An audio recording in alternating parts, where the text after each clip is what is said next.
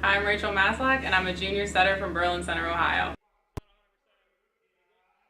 Hi, I'm Amelia Chepievska. I'm a sophomore outside hitter from St. Paul, Minnesota.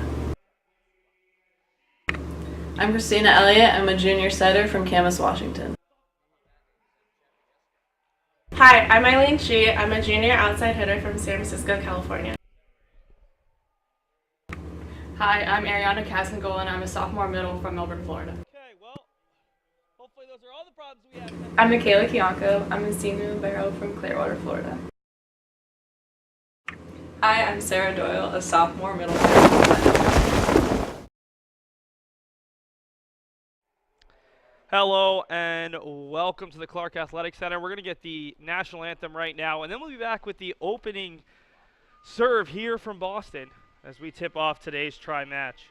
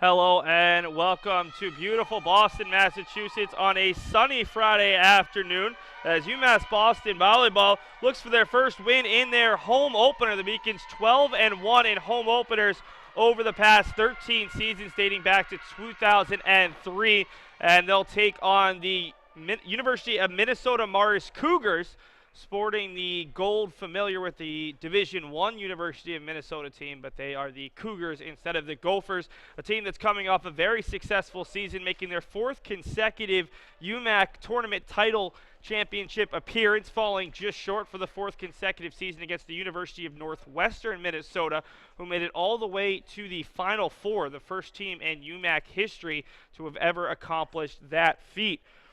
We've already seen the starters on screen. Couple players in particular to talk about. It starts with Marissa Eknes, the senior opposite hitter out of Webster, Minnesota, for the University of Minnesota Morris. Not only a tremendous player, an All-American a year ago, top 10 in program history in both kills and digs, 1,000, 1,000 player, but a player who has a very interesting backstory. Coming off an All-American season, she was diagnosed with lymphoma back in February, overcame several surgeries, had to have the lymph nodes removed in her armpit, was able to get back to practice during preseason, and was ruled to be 100%. Later on during preseason, she has had a phenomenal start to the season, double-digit kills in every single match thus far. On the Beacon side, Eileen Shee was our player to watch. She's been the Beacon's top hitter by far after UMass Boston lost 3 of their top 4 hitters due to graduation or transfer. It's Minnesota Morris currently with the ball. A hard swing that goes just out wide. That's from Rachel Mathias, the junior middle out of Heron Lake, Minnesota. One of the 2 transfers out of Central Lake College, a JUCO power out there in Minnesota, who sends it just wide for the Beacons lead. Christina Elliott, the Beacons junior setter out of Camas, Washington, picks up an ace, her first, and that's a good sign for a Beacons team that struggled in both service and service reception a weekend ago in Texas. The Beacons committed twice as many errors from the service line or service receiving as their opponents did, nearly 104 matches. The left-handed swing is controlled by the Beacons, and Rachel Maslach's able to put it across. Another chance here for Minnesota Morris. block coming from Cassingol and this time it's Cassingol and Maslach, and the Beacons off to a strong 3-0 start here in the early going. So while we had some technical difficulties in the first couple of moments, we're off to a fine start. Christina Elliott was one of the Beacons' top servers a season ago. Elliott finishing third on the team with 50 aces, 7 behind Eileen Shee. Minnesota Morris forced to just give the Beacons the soft over, and she comes across and goes cross court right in front of the libero. A 4-0 advantage for a Beacons team that managed just 3 set victories down in Texas at the Mary Hardin Baylor Invitational. An 0-4 start for a team that was coming off a 29-5 season, but UMass Boston lost one of the best classes, if not the best class in program history, along with one of their top freshmen. Rachel Maslach near side, forced to go soft over to the far side, and here's the swing. Amelia Chepievska, the transfer, able to tip it across, and Minnesota Morris, a miscommunication. 5 quick points, but thus far, no kind of concern on the bench for head coach Lauren Torvey, who's making her return to the Bay State. Torvey, who played her collegiate volleyball at Springfield College, another power here in New England, has moved around to a couple different stops, including DePaul University and Colorado College, before taking over for Minnesota Morris a season ago. And another shot ends up out of bounds off the top of the net, and this will force the timeout as it's UMass Boston leading 6-0.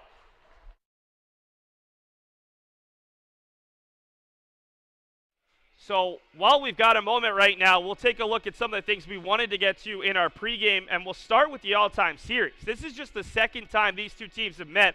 First time all the way back in 2012 when Torvey was still a member, or had just actually graduated from Springfield.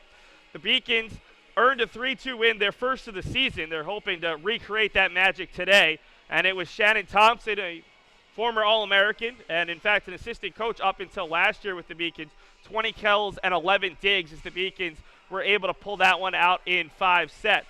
While we've still got a moment, we'll take a look briefly at the team stats, and you see two teams that are going in different ways to begin the season at least. Minnesota Morris won 3 of 4 at the tournament they opened the season at.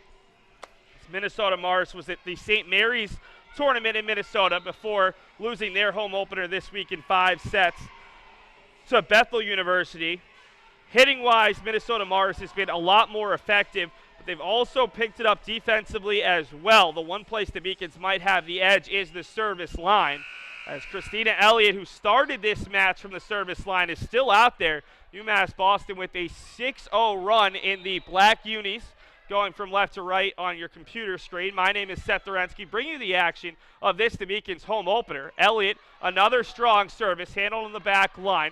The lefty swing is across from Mia Frick, and now Eileen Shee down the line, and they're going to call a touch on the block as the Beacons have pushed it out to a perfect 7.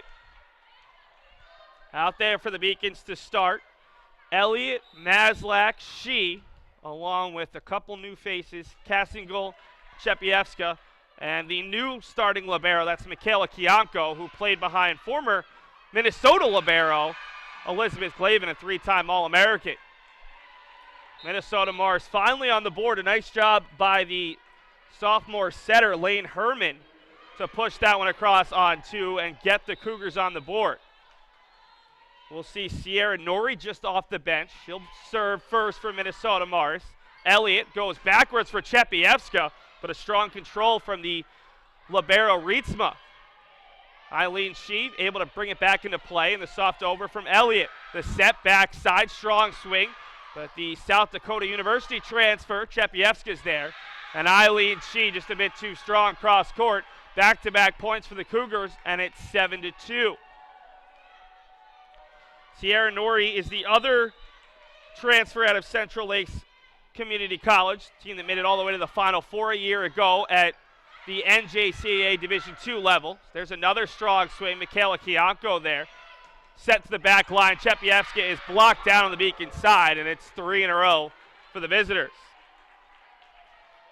Nori had 42 aces a season ago at Central Lakes College. This season with 7 aces, tied for first on the team. Shee for Elliott, and right back for Shee, but the defense is strong from Minnesota Morris. That one pushed And they're going to say that it did catch the line. So 7 straight points for the Beacons, 4 in a row for the Cougars. Strong service on both sides. First from Elliott and now from the sophomore from Parker's Prairie, Minnesota. Kianko finds Elliott. Maslach punches it across, and she's too strong. And the Beacons hesitant to take their timeout. Oh, they're going to say that did catch a little bit of the block, as Nori was ready to serve, but it'll be Eileen Shee, former Little East Conference Rookie of the Year and an honorable mention All-American a year ago. A junior out of San Francisco, California. Big block for the Beacons. Chepievska and Kassengol combine, and they're doubling up. And +1 right now. It's 9-4 in favor of UMass Boston. Eileen Shee led UMass Boston a season ago in kills and in aces. Give her 1 there as she picks out Katie Rietsma. And it's 10-4 UMass Boston. Couple of runs, 7-0 for the Beacons, 4-0 for Minnesota Morris, now 3 in a row. Soft service, Rietsma able to get there. And from the back line, it's Eknes looking for her first kill. Elliott back set, finds Maslach, and that one just misses the back line. A beautiful set from Elliott finding her co-setter Maslach, who just had a bit too much on that one. 10-5 advantage for the home team. And we'll see Becca Morris, the senior DS out of Grand Rapids, Minnesota, for the first time from the service line. Ariana Kassengol laces it off the hands of Rietsma, and the Beacons get the side out. We'll see Sarah Doyle for the first time, one of the Beacons' top returning hitters from a year ago. Sophomore from UMass Boston out of Glendale, California, and their tallest players. We've got another ace, Michaela Kianko, picking this one up. She's been the Beacons' top server this season. Has had her issues with the service errors, but already leads the Beacons with 6 aces in 15 sets. She'll look for another one. This time it's handled by the Cougars. The big swing, bit too strong from Rachel Mathias. And this has been one of the strongest starts the Beacons have had this season at 13-5. Of their 4 first sets last weekend in Texas, they won just 1. That was the final match, though, coming against the host, Mary Hardin Baylor. And Doyle wins the joust at the net, make it 14-5, and we're going to see Torvey go to the bench. First time we've seen Maddie Johnson, the freshman DS out of Grand Forks, North Dakota. It's a team that's primarily from Minnesota with a couple of players from the Dakotas. Kianko will push Maddie Johnson backwards, but she's able to keep control. Kianko with the dig. Chepievska lines one up, and it's off the hands of Rietsma. Could have been going wide there. The Beacons lead 15-5. We'll take a look at some of these highlights when we get a chance, as that might happen a little bit later on in the set. Having some technical difficulties there. Is the first home volleyball match of the season. This means that there's some nerves not only for the players, but maybe for some of the workers as well. Kianko, another dig, looking very strong. She, back line, finds the back corner. It is 16-5, UMass Boston in the early going.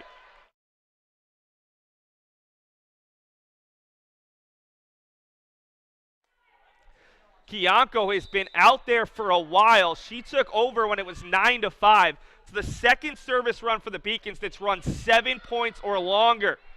Great job getting it towards the net, but it's all the way over. Maslach tips it, and on 3, Minnesota Morris is able to keep it alive. Doyle, though, makes it count. She comes down with a powerful swing that beats Morris, and the lead is a dozen. Just 22 points in. We'll see Minnesota Morris forced to take that second timeout. We'll take a commercial break, and then we'll be back as it's all UMass Boston in the early going.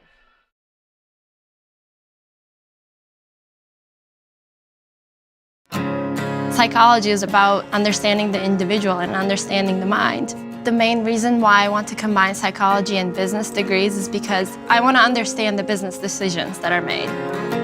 I'm Nurçin Çelebi. I'm from Turkey originally. I'm a senior at the 5-year BA to MBA program at UMass Boston. I think in management, the biggest mistake you can make is to not listen. So I want to be able to step into a company and say, here's what you're doing now, and here's how you can improve it. I moved here when I was 16 for high school. Moving from Turkey, it was a rough journey for me because when you don't really speak the language that well, and when you don't really fit in the crowd, it's very easy to disappear. But I decided not to give up, and UMass helped me. I wanted to be able to improve myself. I wanted to be able to try new things. And I think UMass gave me a really good head start on that. Both teams back out onto the courts. UMass Boston looking to extend this lead that's already 17-5.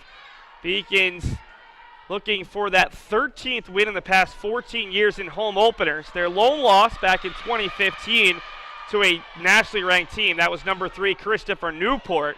They'll see another team from the Capital Athletic Conference later on today. That's their 5 p.m. match when they'll take on a team out of Virginia. Marymount University stands at 3-1. Eileen Shee, the reception. Szczepiewska doesn't get much on it. Rietsma for Herman right down the middle, and a beautiful swing that catches the line. Give Morgan Miller credit, the sophomore middle out of Twin Valley, Minnesota. Just barely catching the line. Long look from the back judge, who gave her credit. Rietsma on the service. Elliott looks for Maslach, pounds it off the hands of Johnson, but Rietsma will have a chance to keep her team in the point. Miller on the over. Maslach finds Elliott, and Doyle forced to change her course to the ball, but able to get it over nonetheless. Big block. Maslach and Doyle combining this time. This time it's over the block, and Kianko can't get there. As Minnesota Morris finally breaks the Beacon service run. 8 points in a row for Michaela Kianko, and most importantly for this Beacon side, no service errors thus far. Elliott finds Maslach, diving effort from Johnson keeps it alive. Rietsma forced to give it back to the Beacons. She finds Elliott looking for Szczepiewska. A little bit of miscommunication there. Second time in as many points where the Beacons have not been able to time things correctly, and Michael Houlihan is not taking any chances. He'll use his first timeout, and while we've got a moment, we'll take a look at the one highlight we do have thus far, as it was Amelia Szczepiewska, the Beacon's second leading hitter this season, and a sophomore transfer.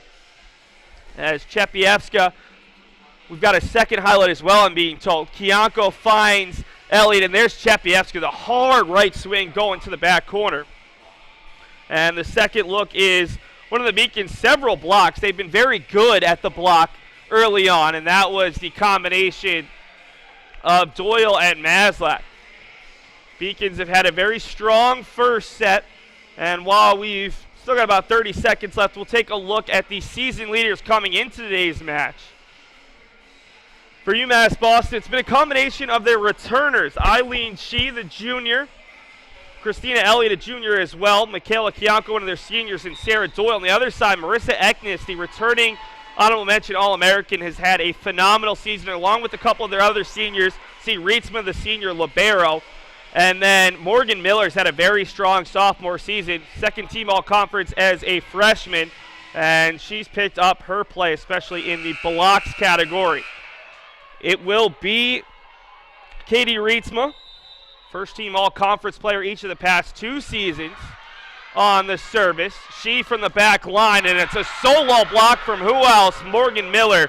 Just talked about her abilities at the net, and that's her 7th solo block of the season, give her 18 total. She also has 50 kills coming into this one, and now it's an ace. That's 4 straight from the Cougars, who have had 2 runs of 4 points or more. That's kept them in it. It's now 17-11.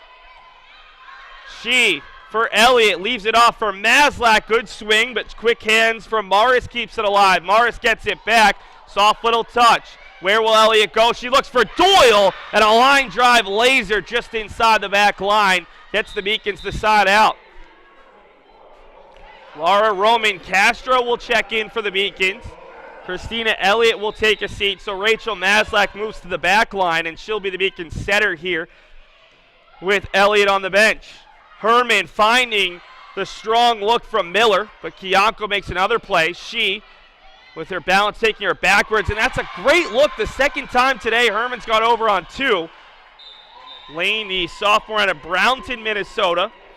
First team all-conference player as a freshman with 1,059 assists. She already has 193 in 5 matches coming into today. Kiyanko for Maslach leaves it off for Chepievska. That one went through the block, but Minnesota Morris able to keep it alive nonetheless. Maslach couldn't quite get to that and get a good set off, and it's 18-13. Beacon's lead was as many as 12. Been cut to 5. Can Minnesota Morris make a late run? Chepievska for Maslach out wide. Roman Castro, the Puerto Rico native, able to pick up the kill. And the Beacons push it back out to 6, looking to hold on here. UMass Boston desperately looking for some momentum after their Texas trip. Losing 4 seniors who were all very productive players in their 4 years. And then having Melanie Fida, one of the team's top players, transfer after a freshman season. Huge solo block from Sarah Doyle in the middle. She's already got her hands on a couple of swings from Minnesota Morris. And the lead back to 7 at 20-13. Chepievska, the sophomore out of St. Paul, Minnesota, swing is just a bit too strong. A rare service error for the Beacons here in the first set. Chepievska was limited to just 2 matches a season ago at South Dakota State. She was injured in August and elected to transfer. Eileen Shee came into this match averaging over 4 kills a set, picks up yet another one. And Michaela Kiyanko will head to the bench in favor of Ariana Cassingol. Doyle, who did not serve a year ago, back at the service line. Near side, big swing coming from Morris, kept alive. Maslach looking for Cassingol. And again, the timing not quite there. That's one of the big things the Beacons have struggled on early on this season. UMass Boston lost nearly 1,000 kills between the combination of Julia Murphy, Colleen Cohen, and Melanie Fida. Chepievska over for Maslach, looks for Roman Castro, just able to push that one across. Herman had that catch the top of the scoreboard, the back judge waving for it. Top official doesn't recognize. They play on. Hannah Gonzala into the match for the first time. Chepievska, an accidental over. It's going to land, but now the conversation becomes the back judge on the near side saw the deflection off of the scoreboard. Now our up official is saying that it did not touch. Michael Houlihan is asking for a call, and they're not going to give it to him. There was definitely a change in direction, but they're going to say it hit off the side of the scoreboard rather than the underside. And that's one of the conversations the officials had with the coaches before the match, and they come up with a decision one way or another as Eileen Shee catches the top of the net to her benefit. So it'll land just on the Minnesota Morris side, and the Beacons lead is 22-16. And who better to potentially close it out? The player who started off this set in great fashion for UMass Boston. Christina Elliott had a couple service aces, and by the time she finished serving, it was 7-0 UMass Boston. Elliott picks out Rietzma. Herman at the net. It's tipped over, and a beautiful job by Mia Frick. Freshman out of Wayzata, Minnesota, came in with just 14 kills. And she adds to her total there. She'll be replaced by Maddie Johnson. Checks in to serve.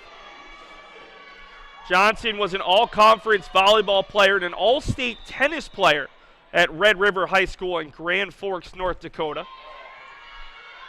Chepievska finds Elliott. She had no angle there. More miscommunication on the Beacon side. That's been a big part of how Minnesota Morris has gotten closer in this set. They haven't been able to fully get back from what was a huge deficit early on. 22-18 Beacons. Way too strong from Johnson. And that's a critical mistake as the Beacons now lead by 5, needing just 2 more points. 23-18 UMass Boston with Eileen Shee heading back to the service line. Shee, a soft service, picking out Rietzma, who has seen a lot of action. And that one goes right into the net for Becca Morris. Set point for the Beacons, who won just 3 sets down in Texas out of 15. A chance to pick up 1 for 1 here at home as she sends a bullet way too deep. And Minnesota Morris will get a chance to serve their way back into the set. They need 5 consecutive points. It'll start with Becca Morris on the service line. There's 2 aces coming into today's match, and she almost picks up a third. Eileen She's over, landed inbounds, and now the Beacons block, pounded out. 24-20. Morris, one of 3 seniors on this team that have made it to 3 consecutive conference championship matches, only to lose to the same team. Big swing from Chepievska, too long. The Beacons have a timeout left, and we'll see if Michael Houlihan calls it.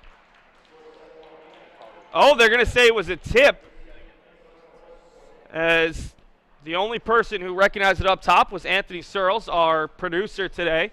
And that'll give the Beacons the set. So instead of being a potential big swing, making it 24-21, instead it's 25-20. And the Beacons take set 1.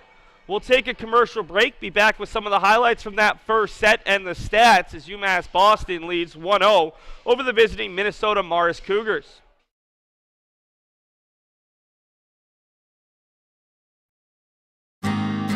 UMass is very public service focused, and it piqued my interest, and I started doing more research on it.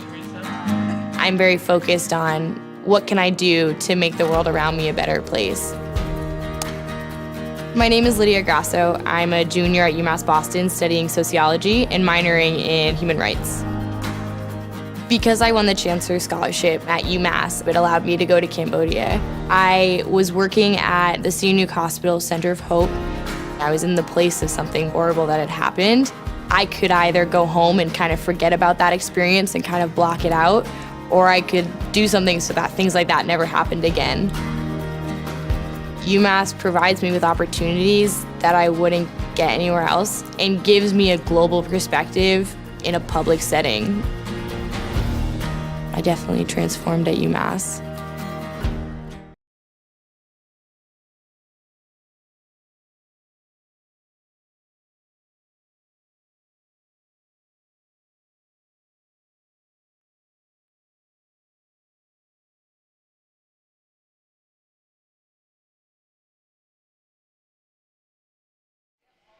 Take a look at some of the first set highlights right here on the Beacons Broadcast Network. UMass Boston jumped out to a huge lead. You see it was 9 early on. This is the big swing from Chepievska, the lone Minnesota native on the Beacons roster this season. There's the big block combo from Doyle and Maslach. Eileen She knocked down on the block from Morgan Miller. And then Sarah Doyle able to return the favor as UMass Boston took the early lead and able to hold on 25-20. And here's set point. You see, didn't see it live, but apparently that caught the hands as the Beacons immediately celebrated. Minnesota Morris didn't recognize that the tip was called against them. And eventually the referees confirmed and gave it to the Beacons. Still waiting on getting stats from down low, but we can try to pull up the live stats up here in the press area. UMass Boston leads 1-0 overall. Marymount University is just entering the gym for the second half of today's tri-match. The Beacons and Saints will play at 5, and then Minnesota Morris and Marymount will play at 7 p.m. It's part of a 4-match weekend for each of these 3 teams. UMass Boston will be on the road tomorrow traveling to Brandeis University as the Beacons will take on a pair of teams from the East Coast, Rochester Institute of Technology at noon and then Anna Maria at 2. On the other side, these 2 teams will travel over to Tufts University, the only nationally ranked team in New England currently, where both of these teams will take on Tufts and then another talented team out of the New England Small College Athletic Conference. That's Bowdoin University, with the 2 teams trading off. Let's take a look at the stats from that first set. The Beacons hit 242, 13 kills versus 5 errors for Minnesota Morris. 9 kills, 7 errors. They hit 61. The Beacons with 12 assists versus 8 for Minnesota Morris. UMass Boston, 3 aces versus just 3 errors, a much better ratio than they had been doing. 15 digs for both sides, 3 blocks for the Beacons, 2 for Minnesota Morris. Eileen Shee led the Beacons with 5 of their kills as Chepievska can't handle the opening service of set number 2. And it's a 1-0 lead with Katie Rietzma picking up Minnesota Morris's second service ace of the day. Rietzma floats one across. Elliott looks for Maslach, who catches the net. Quickly 2-0 in favor of the visitors. She had 5 kills in that first set, 9 assists for Christina Elliott. Chepievska led the Beacons with 7 digs. She goes wide there, her third attack error. On the other side for Minnesota Morris, Mia Frick led the team with her 3 kills, 2 each for Lane Herman and Marissa Eknes. Kianko finds Elliott. Casting goal is denied by Rietzma. Herman goes near side and a perfect tip from Morgan Miller, who picks up her second kill of the day. Katie Rietzma led the Cougars with her 6 digs. Herman with 5 assists. Rietzma bidding to make it 5-0 early on. Elliott finds Chepievska through the block and off the attempted pancake from Rietzma to give the Beacons their first point of the second set. 4-1 early on in favor of the team in the gold unis. Kianko wearing the libero uniform. Was a DS last season behind the Beacons All-American libero.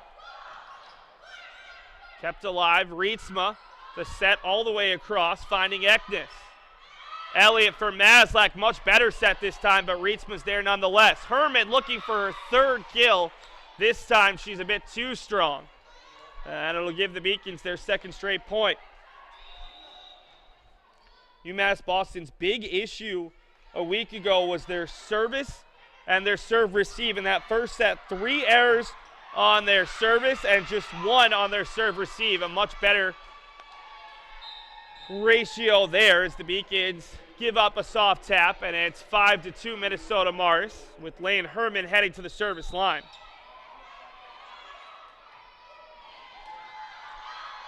She on the reception. Maslach tips it across.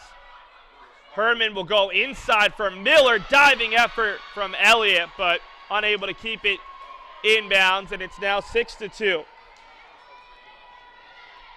Lane Herman attended Glencoe Silver Lake High School, where she was an all-conference player in volleyball and softball. That one gets across thanks to the top of the net. Chepievska too strong, and they're going to call another tip at the net on Minnesota Morris, as we've seen Chepievska use such strong power that she's already sent 2 balls out of bounds that the Cougars were able to get a piece of at the net. Rachel Maslach, the Berlin Center, Ohio native, on the service. Strong swing there, and Kianko couldn't keep it alive. It'll be Eknes to serve. Senior out of Webster, Minnesota. Moved into 5th place in program history in that first set with her 1,307th kill.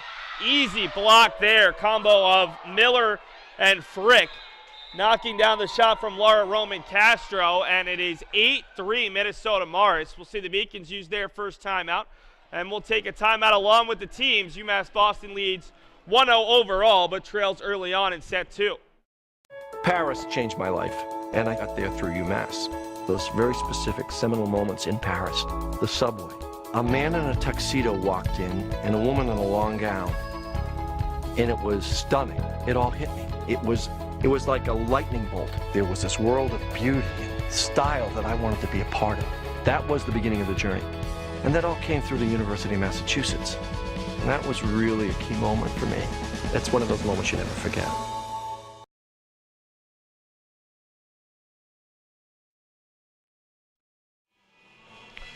Still about 30 seconds to go before the 2 teams resume play. Thus far, it has been almost all UMass Boston that jumped out to such a strong start. You see the Beacons there, a very young team, and it's a new look coaching staff. Michael Houlihan's been with the Beacons for the past 9 years. He was the co-head coach alongside Terry Condon for the previous 4 seasons, but Condon electing to retire after over a dozen years with the Beacons volleyball coaching staff. And now Houlihan is taking over as the head coach, with the lone assistant coach being Kirsten Morrison, longtime volleyball player with the Beacons, and now in her 2nd year with the coaching staff. They say that one was tipped by the Cougars, so that'll extend the play. Minnesota Morris was calling for 4 touches. Doesn't matter. Morgan Miller continues her strong play, pounds it through the middle, and the 6'1" sophomore middle is having her way in set 2. Cougars tripling up the Beacons. Chapievska on the reception. Maslach finds Doyle, immediately blocked. Doyle, a second effort. Rietsma keeps it alive. It's tapped backwards there on the attempt by Herman. It'll give the Beacons a much-needed side out. Chapievska back to the service line, a player the Beacons are looking for huge production out of after losing 3 of their top 4 hitters. Big swing from Frick is blocked, and it'll end up out of bounds off the Cougars.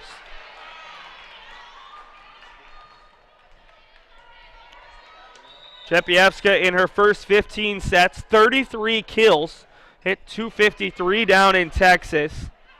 And as a player the Beacons have high hopes for not only this season, but going forward, as we've got a lift against the Cougars. 3 straight points for UMass Boston out of the timeout. And the lead has been cut to 3 at 9-6.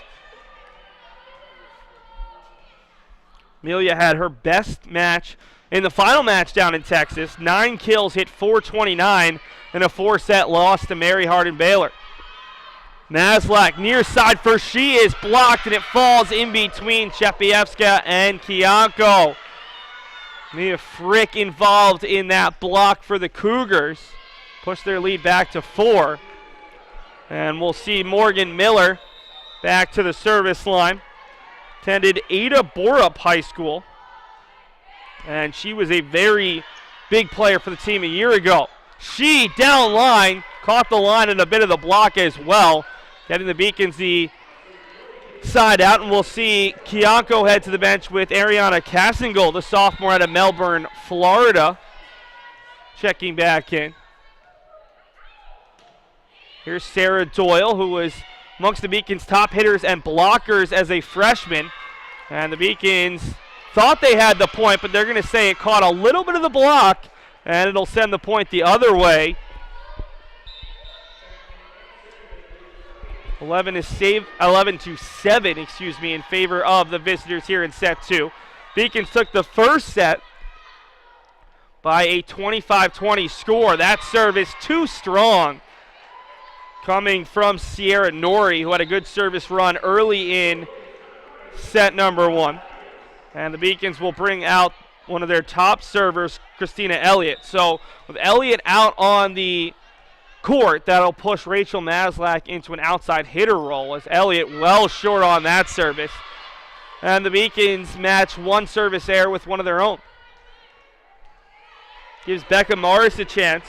Morris had played in all 64 matches the past 2 years, but has seen limited time this season, playing in just 2 of the team's first 5 matches in just 4 total sets. Maslach kept alive by Rietsma, out wide, big swing coming from Eknes, but kept alive by Chapievska. She returns it to Eknes, who gets it right back. Soft little tap, read easily by Elliott. Maslach turns, swivels, and is blocked at the net. Herman over on 2 for the 4th time, but denied once again.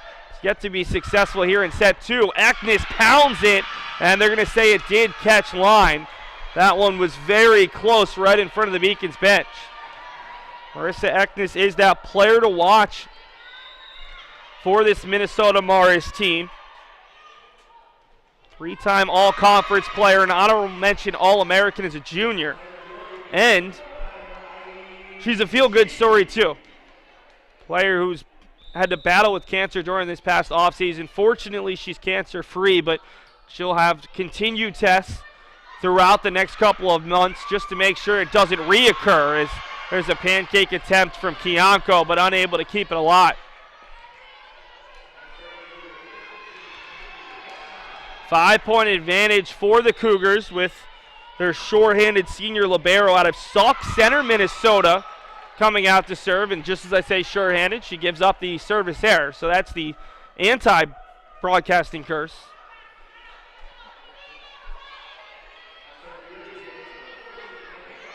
Michaela Kianko awaiting instructions as the Beacons look for what would be their first 2-0 lead of the season. The Beacons have not won 2 sets in the same match. And we've got a lift call against the Cougars. Back-to-back points. The Beacons used one of their timeouts early. Minnesota Morris is yet to use either of their timeouts here in set number 2. Kianko goes soft. Herman immediately finds Miller, but Doyle and Chepievska able to get up and knock that one down on the Cougar side. The deficit just 2 now, midway through set 2. Kianko, the senior, looking to continue this run. Senior libero out of Clearwater, Florida. Big swing from Eknes, but who's there? It's Doyle and Maslach. And the Beacons with back-to-back blocks to cut the deficit to 1. Kianko came into today's match with a team-high 6 aces. Big swing from Eknes. Kianko pushes it across. The joust, and Maslach knocks it away from Eknes. We're all tied at 14. The Beacons have been able to get back into this set thanks to their strong play at the net. 3 consecutive plays where there was either a joust or a block, and it led to a Beacons point.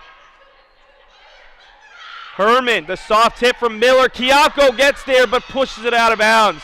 Great effort from the senior, and if nothing else, she got the Beacons a lot closer as they trail by just 1. Herman heading back to the service line. She's coming off a huge match the other day at home in a 5-set loss to an undefeated Bethel team as Chepievska sends it down line. They're going to say just wide. Herman had 47 assists in the 5-set loss, 14 digs and 7 kills. That 7 kills total should tell you she is not afraid to put it over on 2 or to swing herself. Elliott for Maslach. The Beacons need this point down 2. Herman races over for Eknes, floats it backwards. She is there, pushes it towards her own bench, and the Beacons will send it softly over. Rietsma for Herman. They go to Miller. The soft tips read easily by Elliott. Kianko for Maslach, and the point continues off the net, kept alive. They'll push it to the back line. Elliott sets Doyle, blocked but kept alive on the Beacon side. Elliott for Maslach once again, and read nicely by Morris. Tipped up for Frick, the lone lefty on the court. Doyle gets a piece, and the Beacon's able to push it across on 3. Rietsma for Herman, easily the longest point. That one caught the top of the net, and Eknes was asking for an infraction. She's still alive. It's Rietsma for Herman. They'll go out wide for Eknes, who can't put it down. Elliott near side, Chepievska's first attempt, and she is blocked down. Might not have even got it over the net, as that's a huge momentum shift in this set. After the Beacons were able to tie it up at 14, 3 straight points for the visitors.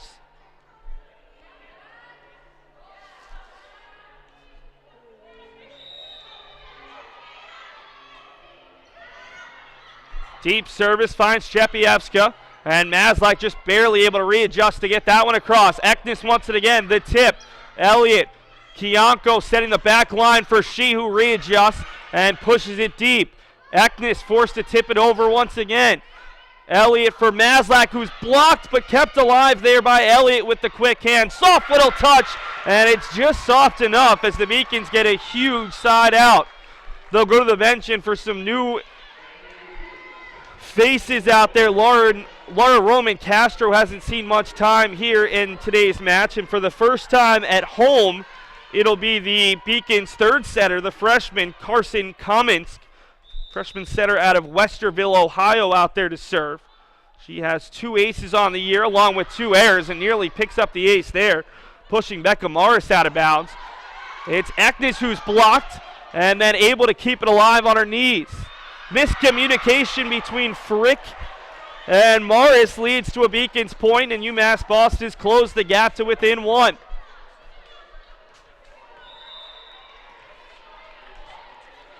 Cummings attended Thomas Worthington High School, where she was a 3-year captain and 2-time team MVP. and picks up her first service ace here at home.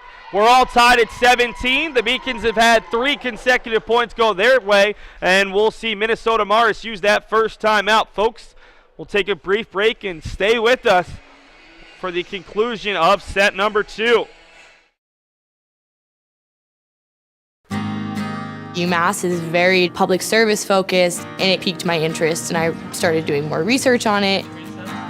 I'm very focused on what can I do to make the world around me a better place. My name is Lydia Grasso. I'm a junior at UMass Boston studying sociology and minoring in human rights. Because I won the Chancellor's Scholarship at UMass, it allowed me to go to Cambodia. I was working at the Sihanouk Hospital Center of Hope. I was in the place of something horrible that had happened. I could either go home and kind of forget about that experience and kind of block it out, or I could do something so that things like that never happened again. UMass provides me with opportunities that I wouldn't get anywhere else and gives me a global perspective in a public setting. I definitely transformed at UMass. Huge service right now for Carson Comics, looking to give the Beacons their first lead of set 2. UMass Boston fell behind 4-0 early.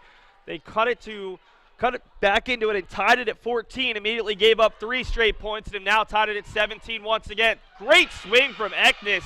Bounces right in front of the line and into the Beacons bench, and that's what you want out of one of your senior leaders. It's Marissa Eknes picks up the kill, and now she'll head to the service line, getting her team back into the lead. Eknes goes deep onto the hands of Chepievska. Kianko finds Castro through the hands of the block and down. And Laura Roman Castro can only giggle about that one as she picks up her first kill of the match. Chepievska will head to the bench, at least momentarily. It'll be Alex Gibbs, one of the Beacons' 2 seniors, checking in for the first time here at home. The senior outside out of Fair Oaks Ranch, Texas, has 1 ace on the season. Goes deep onto the hands of Rietsma. Herman looking for Miller, blocked down. Sarah Doyle has been a menace at the net today for Minnesota Morris. The Beacons have their first lead of the set, 19-18. Gibbs will readjust. 2-year captain on this Beacons team. Strong service there. Eknes off the top of the net and down as Kianko couldn't change her trajectory to the ball quite quickly enough, and we're even at 19. So tied at 14, 17, and now 19. And if we were tied at 19, we were tied at 18 as well. So 14, 17, 18, and 19. We'll see if either team can get something going. Maslach for Doyle floats it too strong, and the visitors take the lead again. Beacon's lone lead came at 19-18 of the set as Minnesota Morris got out to a strong start. It'll be Miller, the sophomore. That's a difficult pass to handle, but Maslach and Doyle connect, and we're even at 20s. Already the 5th tie in about the last dozen points. See if Doyle can come up with a strong service here. That's not her forte, but she almost comes away with the ace. Soft over coming from Morris. Gibbs for Maslach, near side for She, the soft tip, and pancaked alive there, at least for the moment. The referee is going to say that that one did come down on the hardwood as well. Almost was a great play from Lane Herman. So the Beacons have their second lead of the set, 21-20. Doyle picks out Becca Morris again from the back line. Eknes off the top of the net, but kept alive by She. Maslach for Castro, and Rietsma is there. Herman looking for Morris, goes deep and just barely able to beat Doyle for a 21-all tie. So we've seen a tie at every point from 17 on. 17-all, 18-all, 19-all, 20, and now 21. Soft service from Nori. She for Castro, easily read by Eknes, near side, and the tap is kept alive by Castro. Strong swing from She, and that one ends up behind the Beacons bench. as Eileen pounded it off the hand of a Minnesota Morris player. Beacons with their third 1-point lead of the set. And we'll see Christina Elliott head back to the service line, one of their best servers. Can they push this lead out to 2 or 3? UMass Boston took the first set 25-20 after jumping out to a double-digit lead early on in the set. Herman near side looking once again for Matthias, who was good early but has been pretty quiet since the opening couple points of the first set. Herman for Matthias for a third time in the past 2 points, and she's blocked. This time it's Herman getting the pass from her libero. Soft swing from Morris. Elliott for Kiyanko going to She there, who's blocked, and it's popped up and ends up on the Beacon side. Another tie.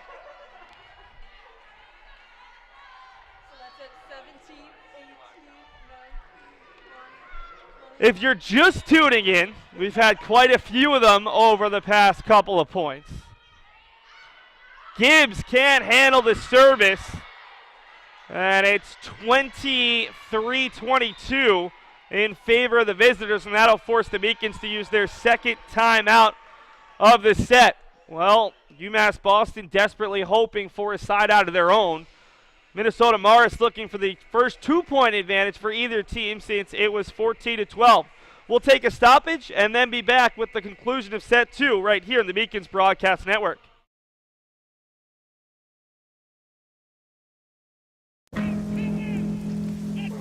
Celebrate the soggy shoes and the slow starts. Celebrate the lessons learned along the way.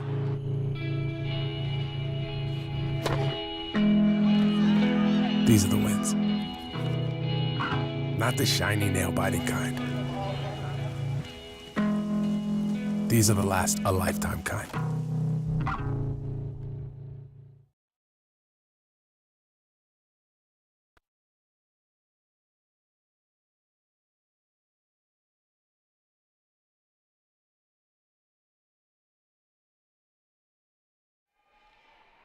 Huge service upcoming for Becca Morris, the senior out of Grand Rapids, Minnesota, as she tries to keep her team in the lead right now. They lead 23-22 after she picked up an ace before the timeout. Kiyanko dives to keep it alive. She can't get it over, and it's set point upcoming for Morris and the Cougars, 24-22.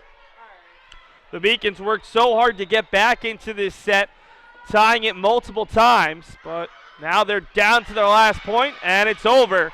Kiyanko unable to find a good pass, and the Cougars win 25-22 to even this match at 1-1. We'll take a timeout along with the teams and then bring you the top plays from that second set and look at the overall statistics. It's 1-1 through 2 sets here in the Beacons 2017 home opener. UMass Boston is my first choice because of the incredible theater department. Because it has an excellent honors college. Because here I get to interact with professors one-on-one. Because I'm not going to be crazy in debt when I graduate. Because at UMass Boston, I've met professors who have changed my life. My first choice. My first choice. My first choice. My first choice. Make the University of Massachusetts Boston your first choice. Visit umb.edu/first choice.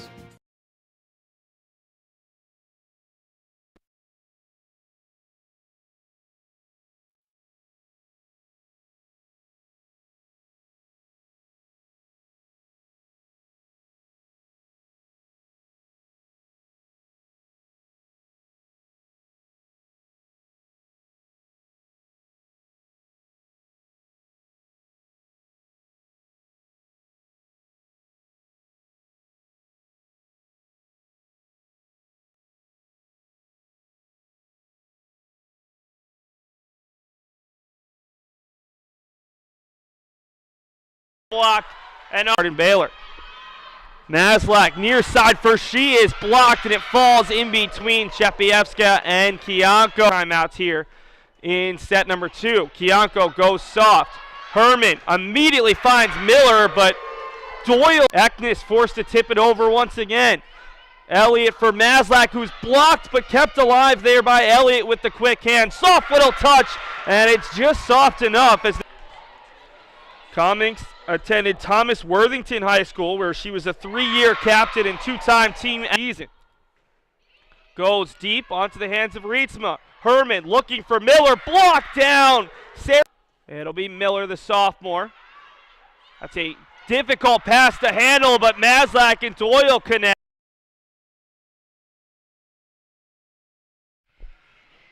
Welcome back to the Clark Athletic Center Gymnasium. Still about 35 seconds before the start of set number 3. We saw 7 ties in that second set and 4 lead changes. Minnesota Morris taking the set 25-22 after the Beacons took the first set 25-20. The Beacons hit just 0-26 in that second set. Minnesota Morris hitting a much better 125 for the match. The Beacons are now hitting 125. Minnesota Morris pushes their total up to 0-96. The Beacons led by Eileen Cheese, 8 kills, whereas Minnesota Morris has 6 apiece from Marissa Eknes and Morgan Miller. One of the stories of this match thus far, though, 4 solo blocks and a block assist thus far for Sarah Doyle to go along with her 4 kills. For Minnesota Morris, they are currently being outblocked 9-5 through the opening 2 sets. The Beacons, though, just 2 service aces in that set and 2 serve reception errors to go along with a service error, as they were not as crisp in the service game. It'll be Christina Elliott with the Beacons going from left to right to start set number 3. They won the first set going this way, 25-20. Elliott picks out Nori, and coming near side, unable to get it across, was Becca Morris. She, off the block, kept alive, diving effort from Eknes, but it's not enough. So the Beacons take the lead 1-0. Thus far, the team that has won the first point of the set has won the set, but it's a small sample size at just 2 sets thus far. Elliott with the float service. Rietsma easily able to get there in time. Herman for Morris, and she pops it into the net. A big part of why the team that has gotten the first point has won the set is because they haven't just made it a 1-0 lead. They pushed it to 2, 3, 4, even 7. As we've got a timeout and a very early one from Lauren Torvey, who just wants to see a little bit more energy from her Minnesota Morris side. Minnesota Morris, just like UMass Boston, part of the state system, but playing at the Division III level versus the satellite or versus the main campus. UMass Amherst, the Minutemen, of course, the main campus here in the state of Massachusetts, whereas it's the Minnesota Gophers out in Minnesota. It's a really short break for the Gophers as Torvey continues to talk to her team, but didn't even bring them off the court after just 2 serves from Christina Elliott. On the other side, Michael Houlihan taking every second of this timeout, talking with his entire squad as Houlihan has these players out on the court sit down with everyone else right behind them.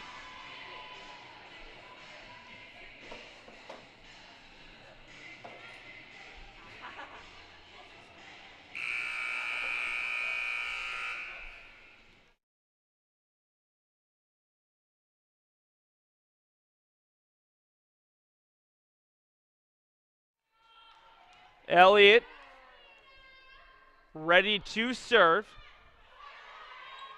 It's kept alive by Morris. The soft tip is off the mark once again. Another attack error. This one from Morgan Miller. And the Beacons lead is 3. Marymount University watching keenly. They came in earlier on in this match, and they are sitting at mid-court trying to get a advanced scout on these 2 opponents they'll play later on, as that over goes wide, and it's 4-0 in favor of UMass Boston. The Saints drove all the way from Virginia, left yesterday midday, hoping that Minnesota Morris is able to fly out here, as that is not a short trip. Elliott service. Morris pops it up. Herman forced to come to the back line. Eknes through the block and down, and the Cougars are on the board at 4-1.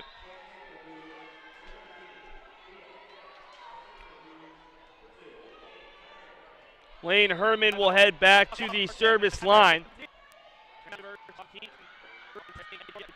She is a very talented player and just a sophomore for this Minnesota Mars team. Marissa Eknes, a strong swing. Kiyanko keeps it alive, and she able to get it over for casting goal. Herman looking middle. Eknes tipped it across, and the Beacons miscommunication causes the ball to end up on their side. Eknes didn't really fool anyone, but the Beacons had multiple players go for the ball, and that caused some trouble. Kiyanko on the reception, and Elliott able to get it for casting goal. The Beacons take a point that they probably shouldn't have. So that was nearly 4 touches. Casting goal able to go up with the right hand, recognize it wasn't there, and then tip it across with the left. 5-2 Beacons in set 3. She unable to float it across. Caught the middle part of the net, and the score should be 5-3. Rather 6-3, as the scoreboard operator a little bit slow to update. Chepievska on the reception. Kiyanko, she puts it across, but that's way too strong. And the Beacons, a bad error there. It'll push the advantage to just 2. Eknes on the service, and she'll pick up the ace. Kiyanko was looking for the Beacons setter on the far side, but no one was there. All the Beacons vacating the area, and they lead at 1 after an early 4-0 advantage. Eknes for Kiyanko once again, a better reception, and Maslach can't get it across. 5-5. Now 6-5 as they have changed the scoreboard, and I don't think they're quite sure what the score is at this point at the scorer's table. Elliott for She, who pops it right into the net. 7-5 in favor of the visitors, who have recorded 7 of the last 8 points. Eknes looking for a nice little service run. A beautiful service there. Kiyanko dove but couldn't keep it up, and it's 8-5. Beacons desperately need a side out. Eknes, why not? Picks Kiyanko once again. Elliott for Chepievska off the block. Herman backside for Frick. The lefty's blocked. Eknes, a great job to keep it alive. Rietsma flat-footed for She. Elliott looking for casting goal, and she knocks that one across. A huge kill for the sophomore from Florida. That'll send Sarah Doyle back out, and that's good for the Beacons, as Doyle has been a real threat at the net. 4 kills versus 1 error, but also 4.5 blocks. Big swing from Miller, blocked, and it ends up just out of the reach of Rietsma. Back-to-back points for the Beacons. This has been a tight match for the most part. The Beacons won the first set 25-20, dropped the second 25-22, and they trail by a point here in the third. Kiyanko picks out her fellow libero, Rietsma. Morris near side, goes deep. 2 Beacons collide. Fortunately, they're able to get it across. From the back line, Eknes with power, and it's enough to knock it off the hands of Sheehan down. 2-point advantage for the Cougars as they'll make a substitution. Rietsma to the bench with Matthias back in.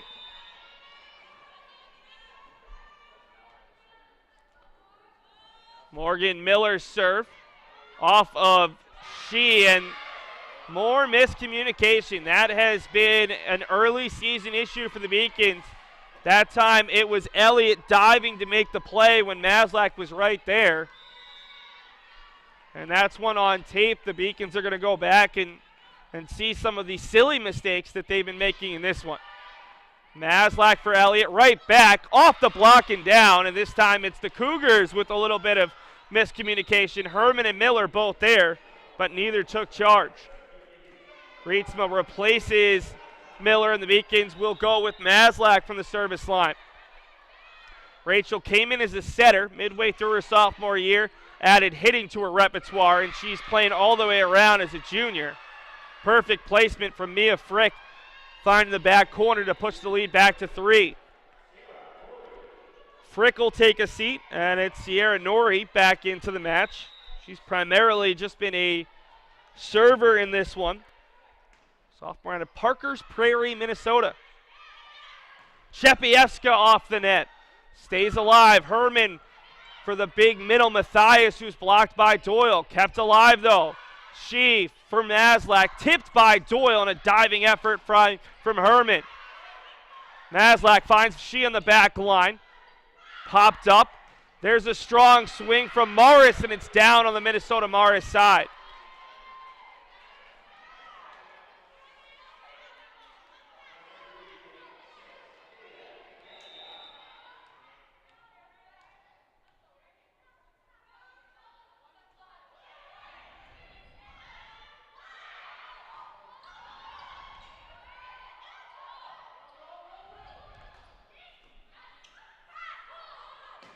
Morris with another swing. Elliott and Kiyanko collide. And Kiyanko collide, and she's not able to come up with a kill. Soft tip. She with another touch. Maslach for Doyle off the hands of Nori, and the Beacons back to within 1.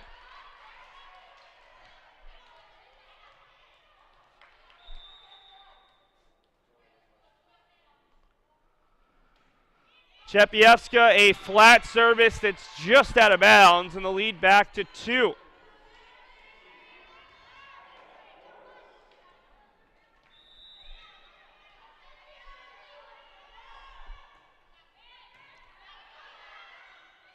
Maslach to the back line for Chepievska. A strong swing, but kept alive. Eknes pops it across. Maslach all the way back for She off the block, and an easy play for Morris. Herman tries to go across on 2, but denied by the net. And after being very good in set 1 with a pair of kills on a pair of attempts, she's committed a couple errors since that. 12-11 in favor of the Cougars. Cassingle tried to put it across. A diving effort from Rietzma keeps it alive, but it ends up out of bounds, and we're even at 12.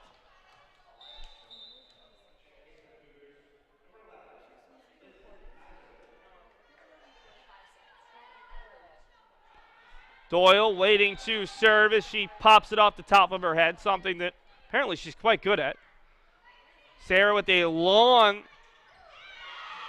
service, and it's off the hands of Becca Morris, and the Beacons have the lead at 13-12. So after trailing for much of the second set, they were able to take a couple of 1-point leads. Took the lead early in this set, found themselves behind, and now they have a 2-point advantage as Sarah Doyle picks up back-to-back service aces.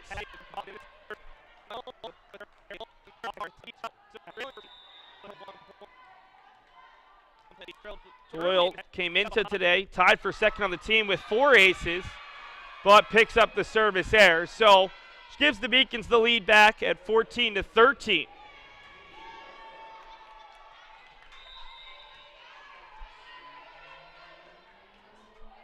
Rietzma, a soft service that she collects. Maslach for Roman Castro. Right through the middle. Miller trying to push it towards the sideline. She deep and a bit too deep, as they're going to say, that there was a little bit of connection with the net on the Minnesota Morris side, giving the Beacons the point. And it'll lead to Christina Elliott checking back in with Roman Castro to the bench.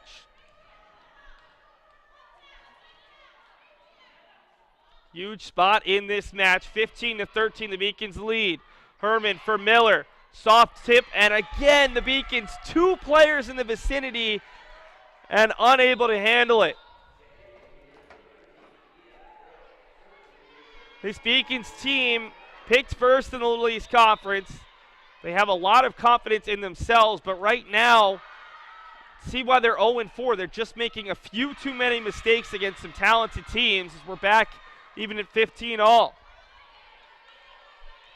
Talent is there. The execution is just not quite where they want it to be. Kiyanko on the reception. Elliott looking for Shee. The Beacons right back into the lead as Shee through the block of Miller and down. Eileen Shee taking a breather as she looks for the signs from Michael Houlihan. Shee, the Beacons' leading server a season ago, just under 60 aces. Miller, the soft tip. Cassingle gets a piece, but Elliott can't quite get there, and we're even at 16.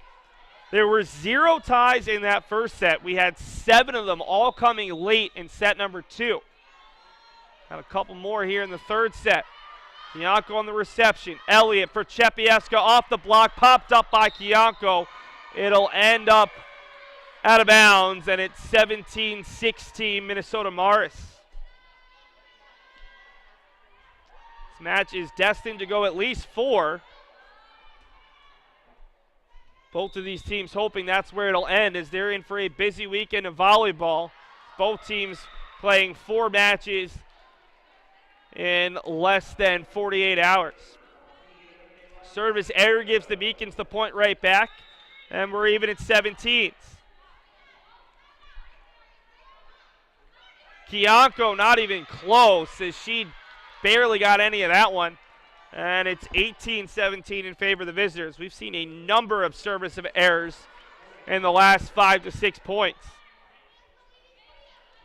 See if Morgan Miller can pop this one across.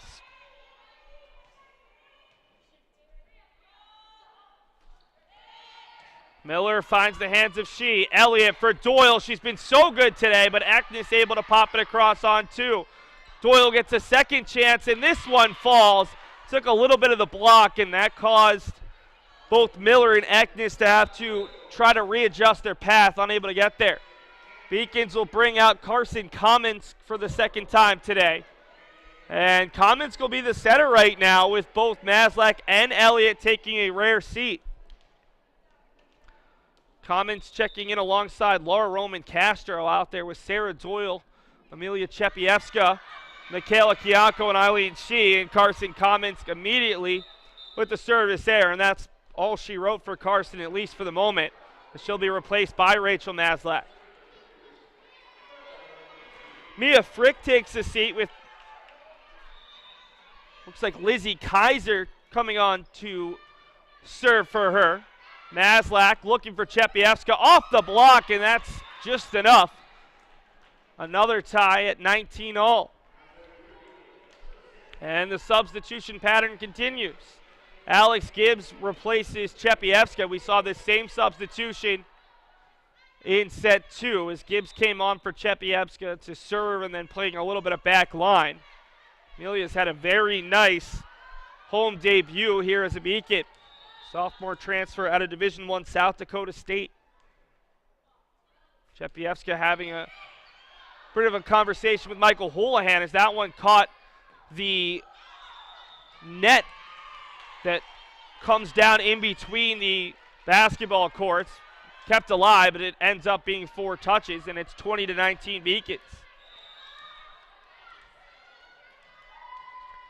Gibbs looking to continue this service run, and she puts it into the net. So the ace and the service error, in the end it comes out as a wash, and another tie at 20-all.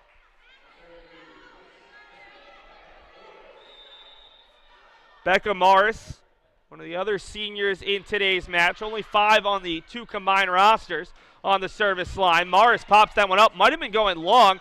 Tapped across. Gibbs is there, and they're going to say there was a net touch on the Cougars, and it's 21-20 Beacons as Cassingle will replace Kiyanko. Pretty young Beacons team out there. 3 sophomores, 2 juniors, and a senior, but really the Beacons can't go that deep. They only have 2 seniors and a number of juniors as Kiyanko will replace Doyle after yet another service error. 21-all. Which of these 2 teams is going to be sitting pretty with a 2-1 lead after this set as Katie Rietsma pays the favor there with a service error of her own. Christina Elliott will replace Laura Roman Castro, and we'll see if Elliott can get this ball over the net and at least force Minnesota Morris to put it back across. She finds Rebecca Morris. Big swing from Miller, but Gibbs there with the dig. Maslach from a tight angle. Kept alive by Herman. She'll get it back from Rietzma, the setter with the big swing. It's popped back over. Eknes goes deep for Gibbs. Elliott looking for She, goes with the tip. Diving effort from Rietzma to keep it alive. Eknes again going soft. Kiyanko for Elliott. She once again, that's going to do it. The Beacons with a huge point on one of the longer rallies of the day, and the lead is 23-21. And Lauren Torvey took her first time out down 2-0. Now she'll take a timeout with her team just 2 points away from a potential third set loss. We'll take a break along with the teams. The Beacons lead by 2 here late in set 3.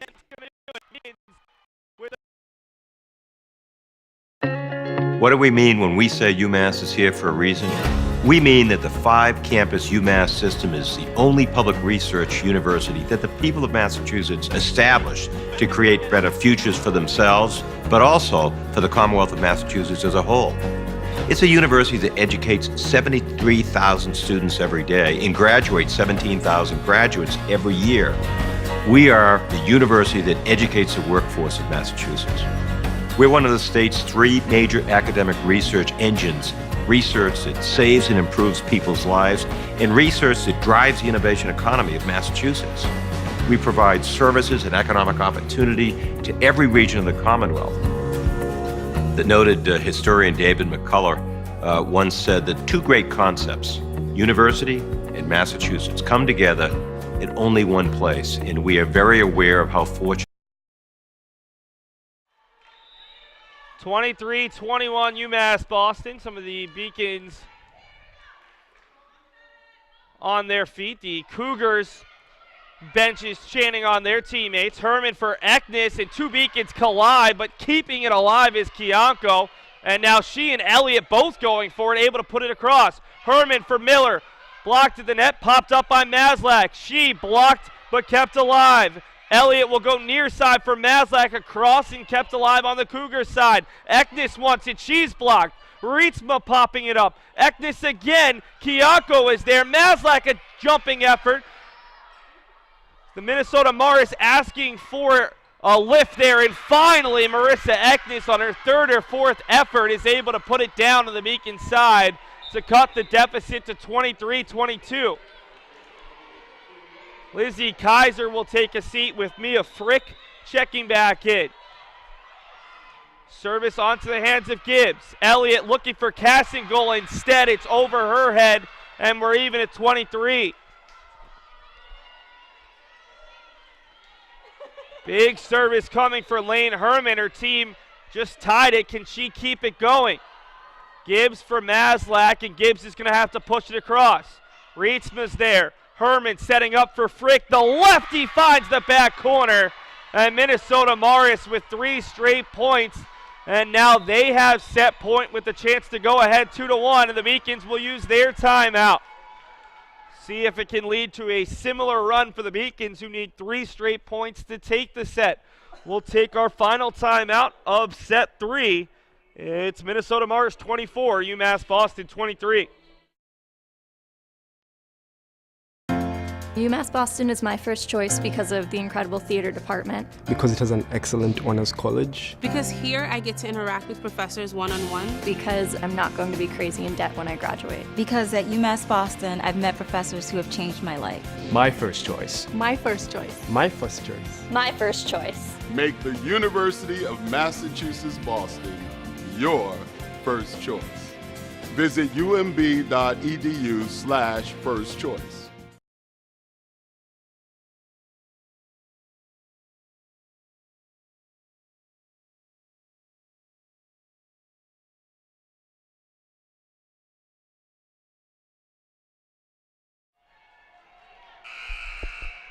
Huge service upcoming for Lane Herman, sophomore setter.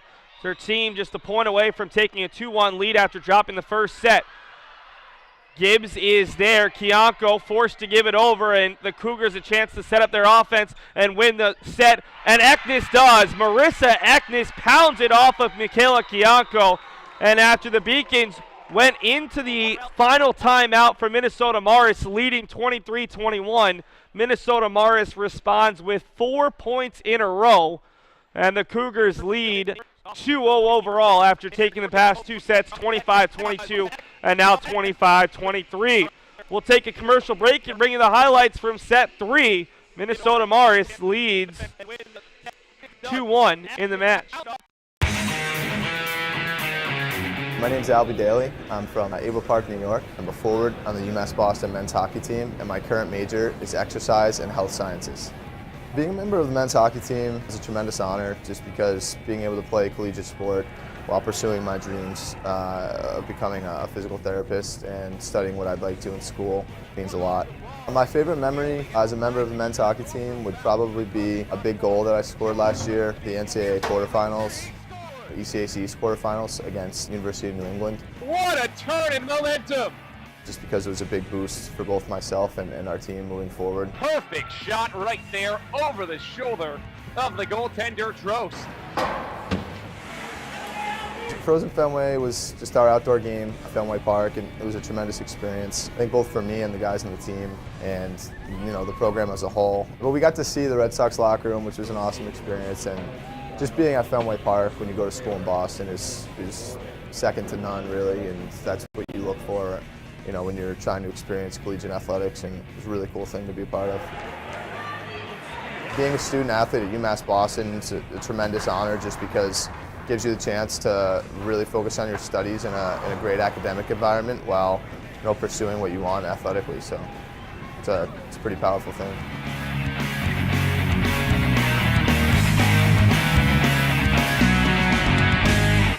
Morris pops it up. Herman forced to come to the back line. Eknes through the block and down, and the points. Eknes looking for a nice little service run. A beautiful service there. Kianko dove, but point leads. Took the lead early in this set. Found themselves behind. Kianko on the reception. Elliott looking for Shee. The Beacons right back into the loop and alive. Eknes again going soft. Kianko for Elliott. Shee once again. That's going to do it. The Beacons with them it over, and the Cougars a chance to set up their offense and win the set. And Eknes does. Marissa Eknes pounds it off. Minnesota Morris taking a 2-1 lead thanks to a 25-23 third set win in which they won the last 4 points of the set. Minnesota Morris hitting .053 in the set, but still able to take the set win after the Beacons hit 188. UMass Boston out hitting Minnesota Morris on the match 144-081. But some of the errors that caused the Beacons so many problems over the weekend popping up there in the third set. The Beacons now have 8 service aces versus 12 service errors and 7 more reception errors. So 19 service errors either on getting it over the net or receiving it through the first 3 sets, and that's caused the Beacons a world of problems. The Beacons, with the two teams combined for 8 ties in that third set and 5 lead changes, 15 between the last 2 sets. So both have been very winnable for the Beacons, but a couple points and a couple mistakes one way or another, and the Beacons have gone from potentially winning 3-0 to now potentially losing 3-1. They can't win this third set for the Beacons. Eileen Shee leads the team with 12 kills, 19 assists for Christina Elliott, 19 digs for Michaela Kianko, and Sarah Doyle has 6 kills and 5.5 blocks. For Minnesota Morris, Marissa Eknes, the lone player in double digits. She has 11 kills as Chepievska gets it across but makes contact with the net, and it's 1-0 in favor of Minnesota Morris. 25 assists for Lane Herman and 19 digs for Katie Rietzma, who's back there on the service line to start the fourth set, and she sends that one long, so we're even at 1. For Minnesota Morris, they now have 7 service aces versus 6 service errors. Better ratio on the Beacons, 8 aces versus 12 errors. That one is tapped across. Elliott for Kianko, and now it's Shee. Popped across. Eknes is blocked at the net. Kianko Finding Elliott, back line for She, goes well wide, and it's 2-1 Minnesota Mars.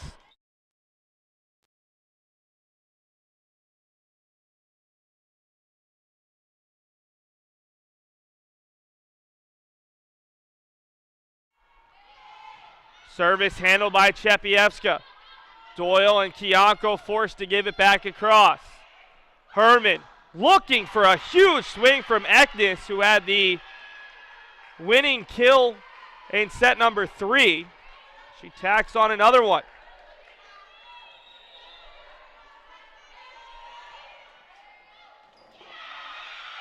Kiyanko thought that one was running long. Instead, it's a service ace for Herman.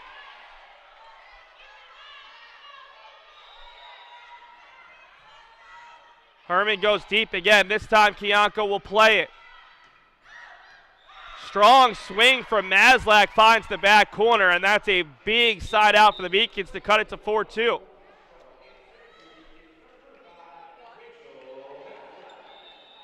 Elliott will check out, and Maslach will become the setter. Maslach, cross for Rietsma. Huge swing, and that one ends up long. Big time swing from Miller, and it's 4-3.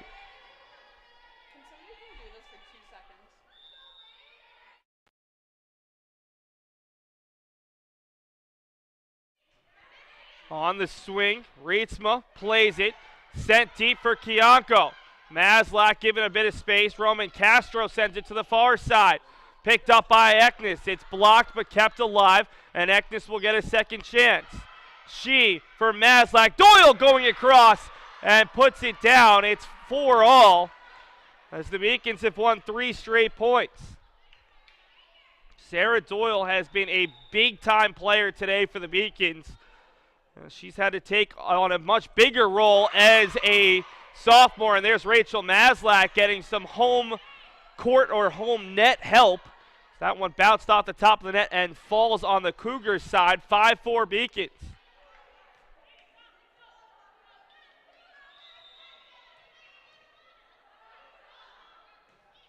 Maslach picked up by Eknes and popped across by Frick at the last possible moment. Maslach over to Doyle, who's blocked. She able to get there. Chepievska sends Rietsma backwards. Herman popping across for Eknes, who's been very busy. Maslach for Doyle, and Rietsma can't quite handle it. Sarah Doyle with another kill here. She's closing in on double digits thanks to her 2 kills early on in set number 3.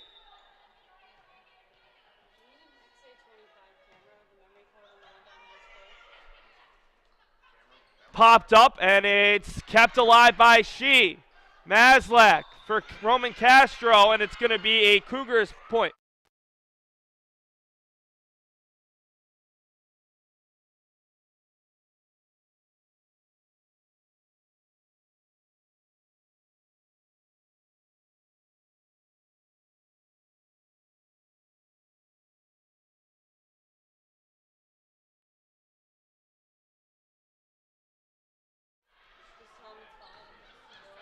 Eknes kept alive by She. Near side for Roman Castro. Sends Rietsma backwards. Picked up near side for Frick off the top of the net. A diving effort by She to keep it alive. Chepievska, a running tip. Herman, middle of the court for Miller. Kiyanko gets there, and the Beacons are going to be called for a lift. There was a little bit of debate between the up official and the down official, and it's tied at 6.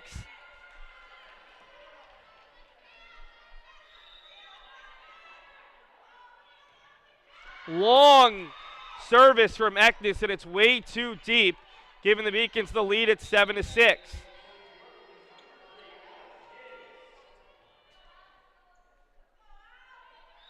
Alex Gibbs, who checked in late in set 2 and set 3, will make her earliest appearance in a set from the service line. Herman looking for Miller is blocked, and it'll end up in the hands of our public address announcer, Stephen Witkowski.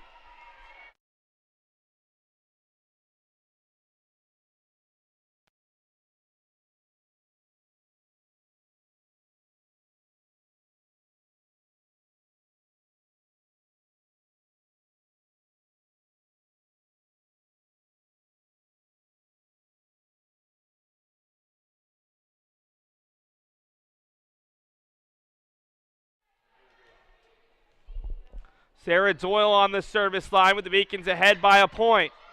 Herman looking for Matthias, who's able to contort her body and knock that one down softly to tie it at 8. We had 0 ties in that first set. The Beacons jumped out to a double-digit lead. Ever since, it has been an extremely tight match. Close to 20 ties here early on in set number 4. Big swing from Becca Morris, and the miscommunication continues as Maslach tips that one with Kiyanko there. UMass Boston 0-4. Minnesota Morris at 3-2, looking to avoid the drop back to 500. She through the hands of the block. Eknes from the backside is blocked. That's a solo one for Cassingle. And there is Roman Castro. She is blocked, but Roman Castro able to pop it up. Maslach for she. Couldn't get anything behind that one. Herman near side for Matthias. Off the block and just above the head of Kiyanko. It's 10-8 Cougars.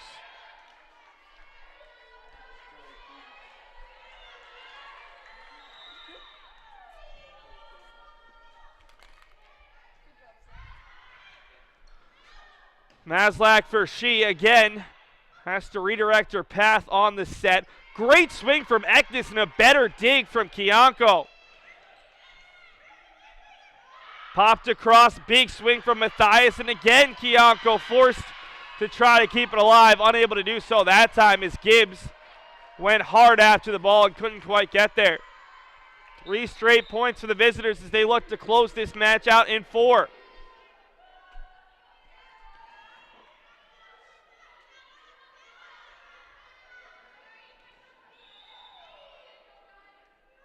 It'll be Nori on the service line.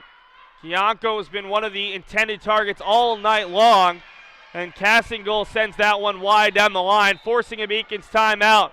12-8 Cougars lead. UMass Boston looking to break the momentum here in the 4th set and get back into this match. They won the first set and have dropped the past 2 and trail by 4 here in set 4. I'm Alexa Capion. I'm from Messina, New York. I'm a junior on the women's ice hockey team, and I'm an exercise health science major. But when I got here, I met Coach Harris, and I saw the facility, and I met a couple of the girls on the team, and I pretty much got a feel of the program, and I knew right away that this is where I wanted to go to school. We have all league games for the rest of the year, so that's going to be a huge test for us. We need those points to hopefully come out with a good standing for playoffs. A couple of highlights from the last couple of years I've been playing was probably last year when we won our first Codfish Bowl. We made history that year. I was really excited to be part of that. I don't have very many.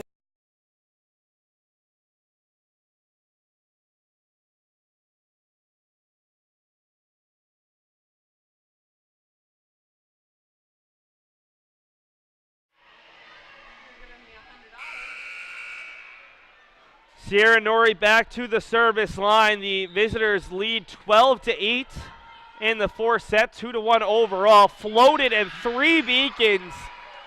A Bermuda triangle there opening up in the back corner, and it's 13-8.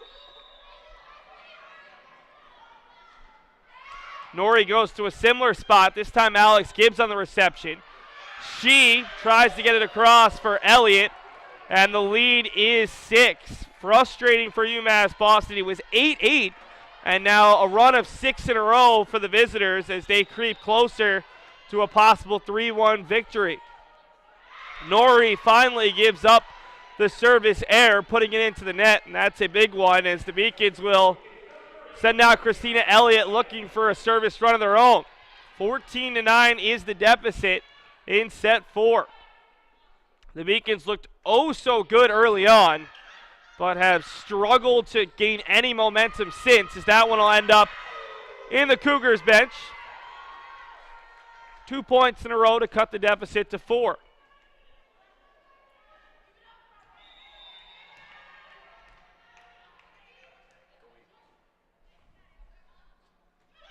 Elliott, a very short service, read easily by Nori. Popped across for Morris, and she puts it into the net.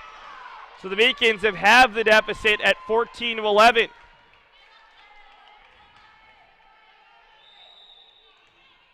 Elliott has had a ton of really strong service runs over her career, especially here at home. Some big-time conference matches. The Beacons coming off a 7-0 season in Little East play a year ago.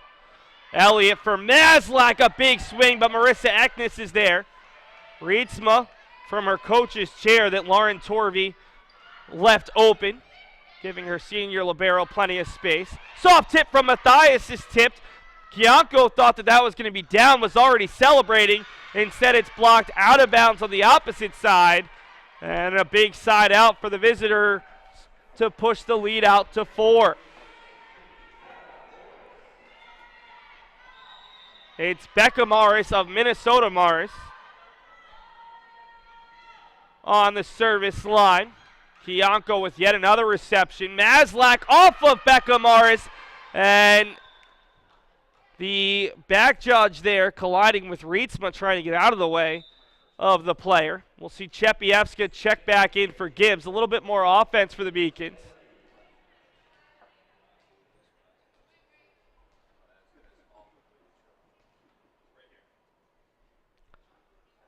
Long pause as Lauren Torvey talks to the down official,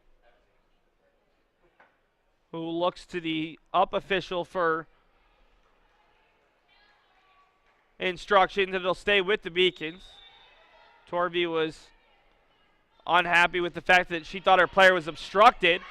And there's a service ace from Eileen Shee. Sierra Norrie just turning the wrist the wrong way. Knew it right away. And it's a 2-point Beacons deficit. Shee's service off the top of the net and down on her own side. So an ace followed by an error. And that'll benefit the team in the lead, the Minnesota Morris Cougars. We'll have a 45-minute break before the start of match number 2, so we will be starting that second match late, already at 4:37. Maslach forced in tight, pops it off the net. And then Minnesota Morris and Marymount will start the third match anywhere between 30 and 45 minutes after the conclusion of match 2. Elliott for Shee, deep swing, and it's just a bit strong. It's now 18-13 in favor of the Cougars. That'll force the Beacons to use their timeout. UMass Boston down by 5 late in set 4. They need this set to push the match to a 5th as they already trail 2-1.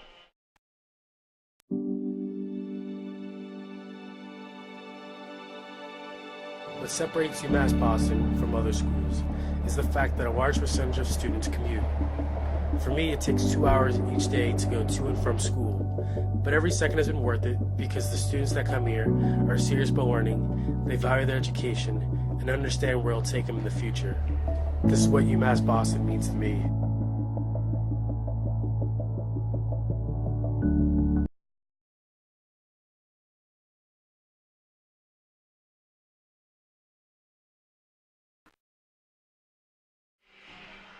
Fans, make sure to stick with us after the conclusion of today's match. We'll have an interview with head coach Michael Houlihan and the stats from the final set. And then we'll have our pregame, hopefully starting a little bit earlier for match number 2. We had some technical difficulties before this first match, as the Beacons will take on Marymount University out of Virginia approximately 45 minutes after the conclusion of the final set. UMass Boston trails 2-1 overall and 18-13 in set 4.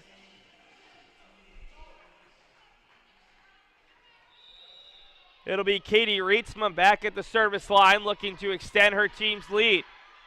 Elliott for Maslach, big swing, and ends up off the hands of Norrie and down as Maslach has looked pretty strong swinging here in set number 4.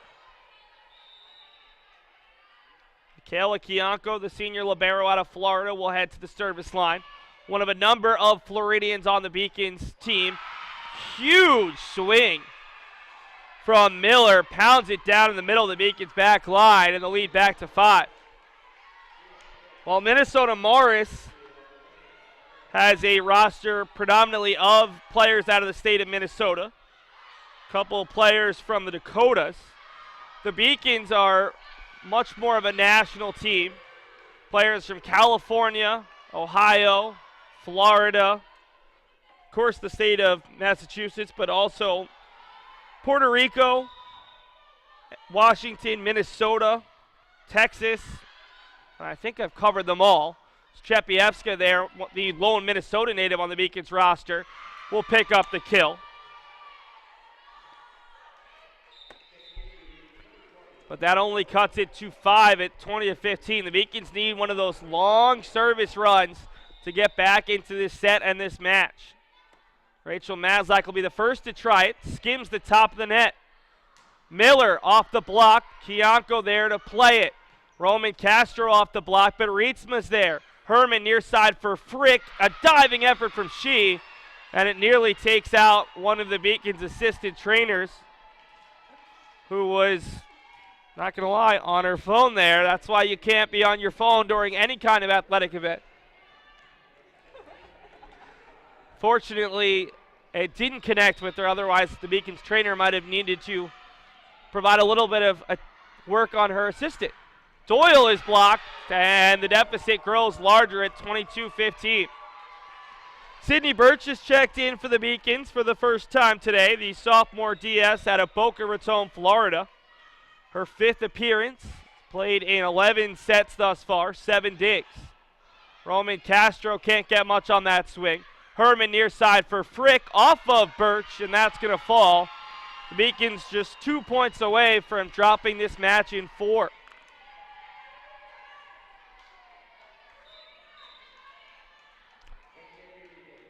We'll see Birch head back off with Eileen Shee, who was sitting in favor of Birch, right back out there. Marissa Eknes plays it deep. Kiyanko on the reception. Shee forced to change her route to the ball. We've seen that a lot today. Frick gets it across, and the Beacons can't get it back. There's a double touch on a Beacon, and, well, the Cougars have plenty of outs right now. They lead 24-15, 2-1 overall. They just need one of the next 9 points. Off the top of the net, and Marissa Eknes wins it with a service ace. After dropping the first set 25-20, Minnesota Morris comes back to take set 2, 25-22, set 3, 25-23, and they cruise in the final set 25-15. We'll take a commercial break, and then we'll head down court level. We'll have an interview with head coach Michael Houlihan, and then the final highlights and the final stats as the Beacons drop their home opener 3-1. 2-2 pitch, swung on and missed. Kyle Strowski from Agawam, Massachusetts. I'm a senior here at UMass Boston. I'm a marketing major. Probably have to say my favorite moment was my no-hitter my freshman year. Being a freshman, especially just making a statement right away.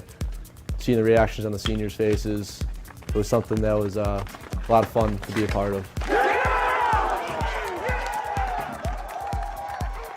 If you want to play and you want to compete for championship every year, definitely UMass Boston is a good place to come look at.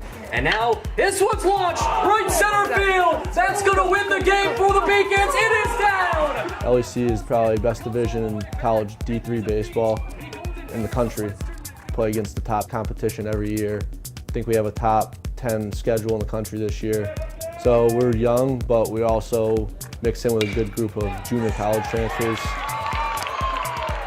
Being on a baseball team here at UMass is a good experience, great experience. Only about 2% of people can play college baseball, and one that I'll take for me for the rest of my life. Kyle Fields fires the first great scoop from Jason Cholin.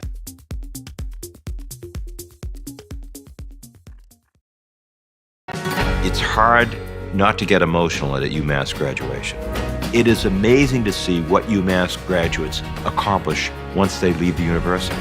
You see that UMass is here for the Commonwealth, here for a reason. Head coach Michael Houlihan. Coach, second straight match, you've taken the first set, looked really strong, and then struggled to keep that momentum going. What is it about the difference between set 1 versus set 2 and then not being able to keep it going? It's a lack of experience is catching up with us. We come out strong, and then they think that this match can be handed to them, and They don't understand they got to battle. We catch teams off guard early on, and they don't realize that that's not the team. That's not who we're playing. We're playing someone else that's going to come back, and they're going to battle with us.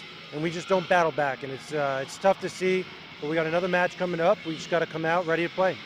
One of your younger players who played a more secondary role a year ago and has to take a bigger role, Sarah Doyle, was huge at the net today and swung pretty well as well. How have you seen her take a step forward from freshman year to sophomore year? I mean, she's really dominated in the middle, and this match was all about our middles getting good opportunities and good swings, and they did. And our outsides and pins couldn't put the ball away. And we had streaks where we couldn't pass and utilize Sarah and Ari, but I mean, like I said, Sarah's really stepped up, but again, we need everyone else to step up and make sure that we're playing all of us out there that are playing to win, not just to not make mistakes. Finally, you have about 40 minutes before you take on another strong team in Marymount University. What are you going to focus on with your team before match number 2 of the day? We just got to play our game, and I think it's tough because we scouted them. We have a good idea of who they are. The girls are going to have a good idea of who they are, but it's really about executing on our point. If we don't execute, we're not going to be in a match. And if they don't come ready to battle in this, it's going to be another quick one. So they got to come ready to play, and I think if they do, we'll have a good match. Thanks for your time, Coach. Good luck in the second match. We'll head back up top, take a look at the highlights from that fourth set, and then the final statistics right here on the Beacons Broadcast Network. And a second chance. She for Maslach. Doyle going across and puts it down. And for Eknes, who's been very busy. Maslach for Doyle, and Rietsma can't quite handle it.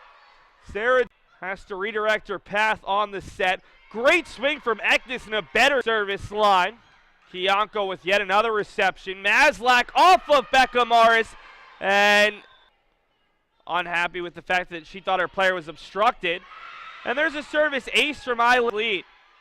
Elliott for Maslach, big swing, and ends up off the hand. Number of Floridians on the Beacons team.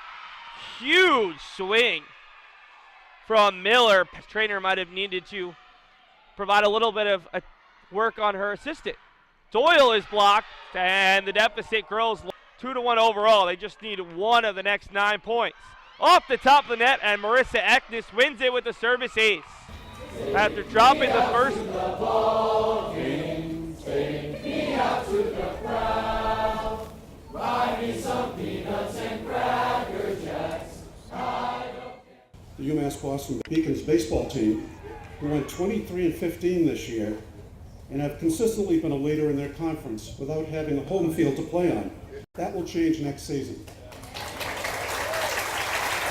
I am so happy and excited to join Boston College High School and your wonderful president to celebrate this symbol of our institution's friendship as well as our shared commitment to this special neighborhood.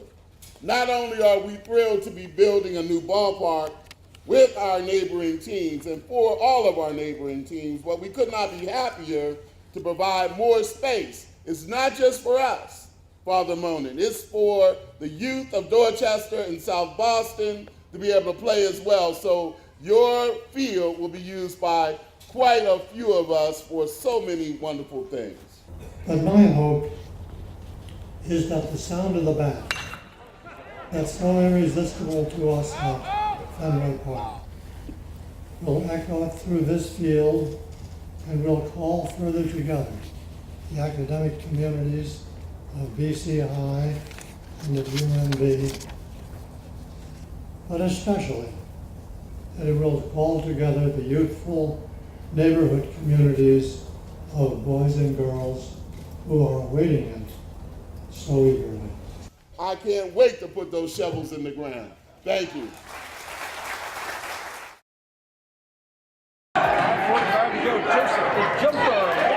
Hi, my name is Carl Joseph. I'm currently a criminal justice major. I'm a senior. I am from Brockton, Massachusetts. In basketball, I play small forward / power forward, and in track, I'm a high jumper.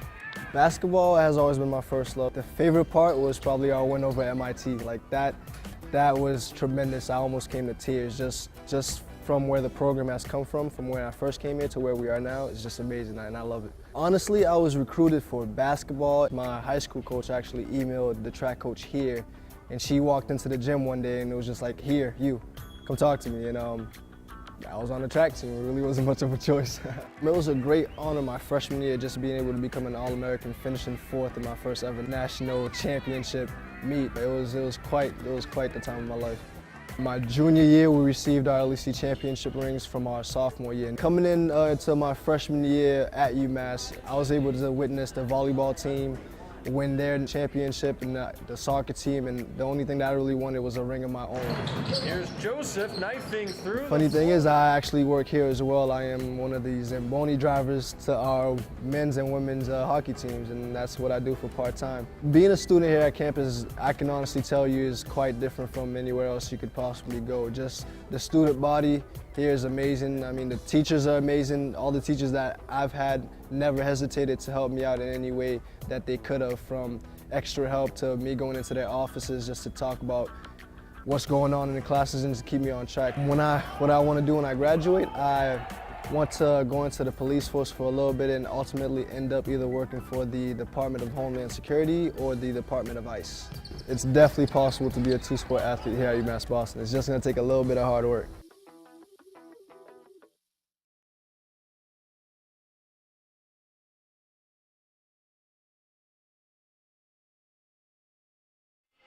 Welcome back to the Clark Athletic Center Gymnasium to our post-game show. Minnesota Morris, a 3-1 winner over UMass Boston.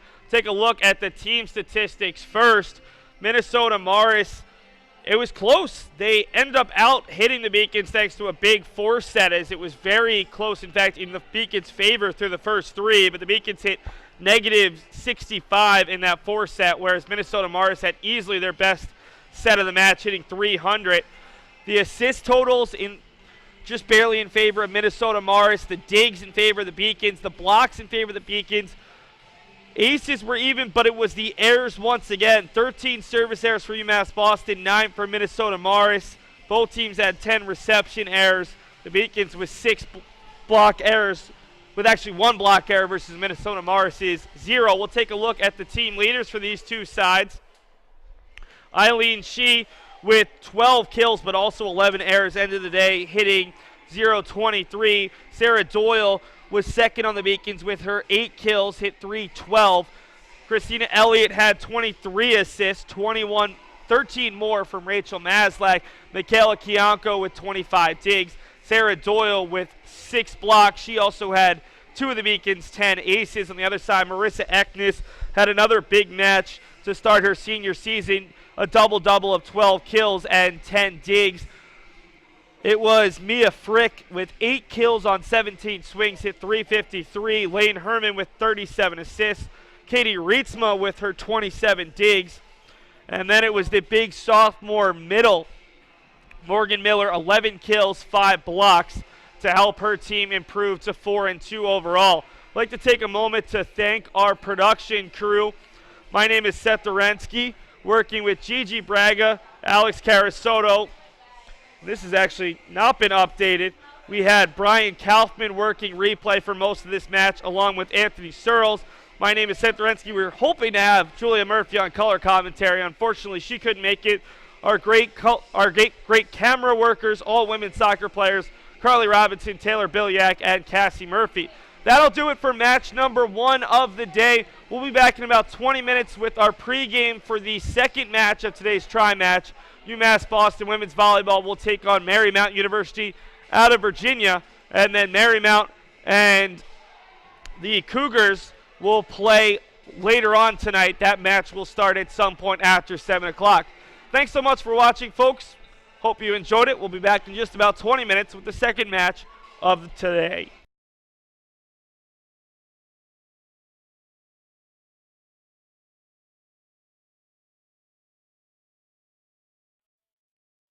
Clark Athletic Center for the second of our game of our tri-match between UMass Boston and Marymount University. And while this is the first ever meeting between these two schools, UMass Boston is certainly used to the conference that Marymount comes from, the Capital Athletic Conference, including matches previously against teams in Christopher Newport and Salisbury University, in which the Beacons played them in the first day of their home season in 2014 and 2015. The Beacons split those two matches and will hope for their first win of the season after suffering a difficult 3-1 loss earlier on today against the University of Minnesota Morris. We'll take a commercial break, and then we'll be back with the rest of our pregame show right here on the Beacons Broadcast Network.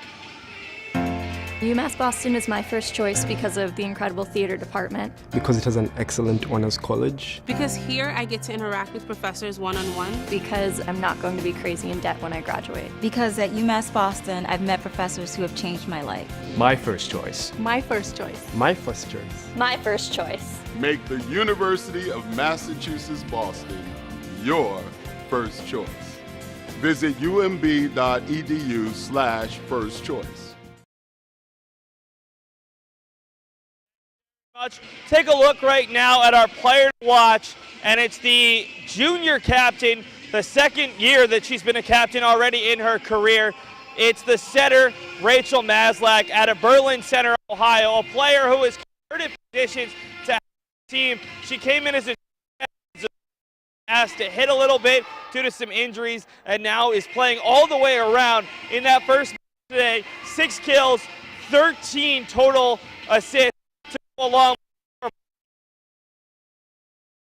she's helped out defensively as one of their top servers and has been very strong on the block after the Beacons lost a number of very talented players last year to graduation or transfer. Maslach is going to look to help the Beacons win their first match of the season after 4 consecutive losses. Earlier today, the Beacons have won just 1 set in their 5 after opening the season with a 3-0 loss to Susquehanna University. Right now we'll hear from Rachel Maslach along with co-captain Alex Gibbs and the Beacon returner Eileen Shee during the season preview about what they thought it would need to do to make this a successful 2017 season. Preseason is going really well. It's always pretty challenging, but the girls have come in with a lot of energy. Freshmen, we're introducing them really quick. We're working on a lot of new things with Coach Mike, a lot of quicker tempo. So this preseason has been more mentally challenging than physically challenging because a lot of our girls already came in all conditioned and ready to play. But I think this preseason we mostly focused on having a better team dynamic, and I think that's going to help a lot later in the season. Myself and the other captains have been focusing on building team chemistry and making sure that the younger classmen, sophomores and freshmen, feel a part of the team, and that way we have good team chemistry on the court because that's what's going to win games. Also, just making sure we have high energy every practice and everyone's giving 100%. That way we are making ourselves better and we can go far this season. With Coach Mike now, being in charge of the program, I don't think there's too much change. We're still keeping things challenging and competitive. So just learning each other even more, just learning Mike's coaching style, him learning us, building relationships. So we do have a nice group of freshmen. Carson, she's been working really hard as a freshman setter. It's always tough coming in, learning a new offense. We have Amelia, who's a transfer. She's really helping put up a big block, really high reach, get some good swings in. After losing some of our senior powerhouses, I think some people that have really stepped up is Laura, Ariana, and Sarah, which are all going to be sophomores this year. And then one of our transfers, Amelia, really showed promise after seeing a couple of practices. For our setters, Rachel and Christina they've been here 3 years now, so they understand the offense pretty well. And for them too, I think it's really neck and neck in that it'll be a battle to see who starts. But also the freshman, she shows a lot of promise for the following years. She should be pretty good. She's fast and she's a really hard worker. For our libero, we lost E, and she was a really big part of our team. I think Michaela will be a good option to fill those shoes. Also, there's Sydney and our freshmen, I think, with a little more experience and seeing the level of play that we are now, and with more work from Mike and Coach Keeks, I think she could be a good option as well. After scrimmaging Emerson yesterday, some takeaways I had were that we all mesh really well on the court, even though Coach Mike mixed up all the lineups. And even after running a really basic offense, we were still killing the other team. So I think after we mix in a couple of combos and like faster sets, we'll definitely be one of the top teams. As a Texas native, I'm excited that we get to go back a second time. The competition level is really high for volleyball, so I think it's always a good opportunity that we do get to travel my senior year to Texas, and also we'll get to play other teams that are nationally ranked. I think regardless of the lineup, the returners know our expectations, and those haven't changed, so I don't think we will struggle there. We know that we're always going to compete at a high level, and we're just going to teach the freshmen the same thing. We're definitely always going to go after conference, win the LAC tournament, and then make a good run in the NCAAs. My expectation for our team this year is to get into NCAA national championships.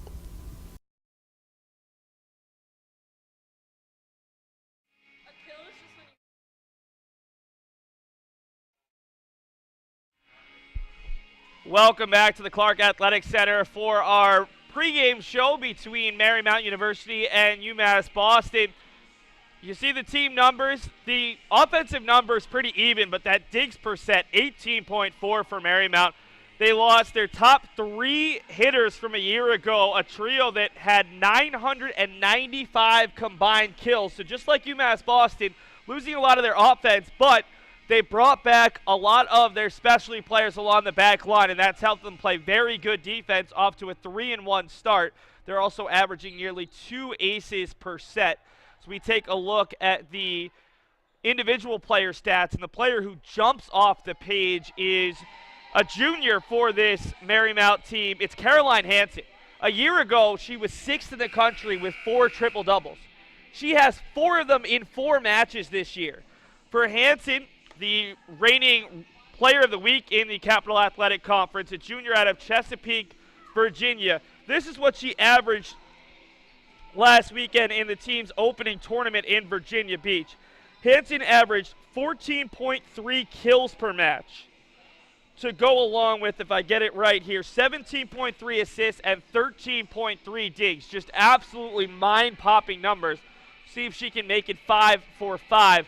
For the Beacons, they've relied heavily on their honorable mention All-American from a year ago, Eileen Shee, who led the team with 12 kills in that first match. She already has 71, well on her way to 1,000 for her career after pacing the Beacons a season ago in kills.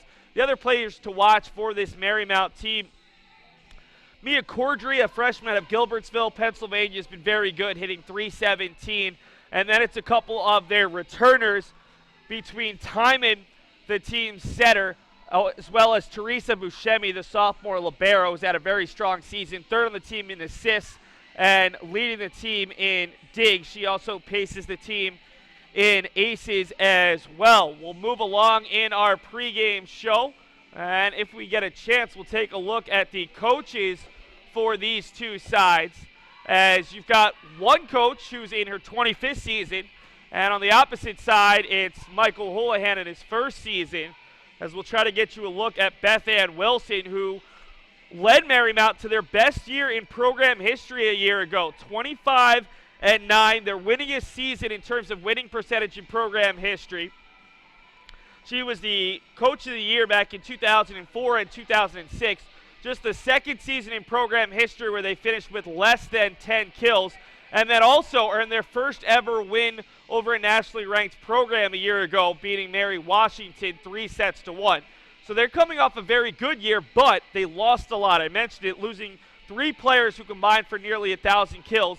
They lost All-American senior middle, Kaylin Thomas, 3-time All-Conference senior outside hitter, Emily Reddig, and then also junior All-Conference player, Margaret McAlpin. So the big question will be their ability to come up with kills consistently. Michael Houlihan's the Beacon's first-year head coach, but he's not currently out on the court. Oh, there he is. He was hidden from my view. Houlihan, an AVCA 30 under 30 honoree back in 2013. This is his 5th year listed as a head coach for the Beacons, but his first year without the title of co-head coach, as he worked alongside volleyball legend Terry Condon for the past 9 seasons, and now Condon retiring last fall after the Beacons finished 29-5, made it to the second round of the NCAA tournament. Holohan still looking for his first win as solo head coach after winning 85 matches over the past 4 seasons. We'll take a brief commercial break, and then we'll be back with the starters and the keys to today's match as UMass Boston looks to make it a 1-1 day after dropping the first match 3-1. Celebrate the soggy shoes and the slow starts. Celebrate the lessons learned along the way.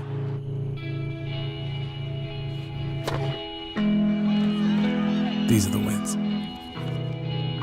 Not the shiny nail-biting kind. These are the last a lifetime kind.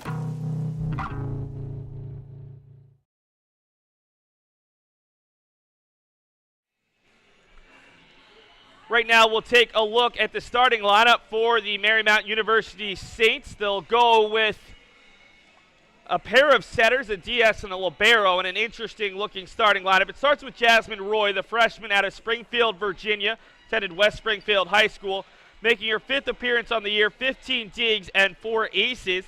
Christy Timon, the senior setter/DS out of Hilliard, Ohio.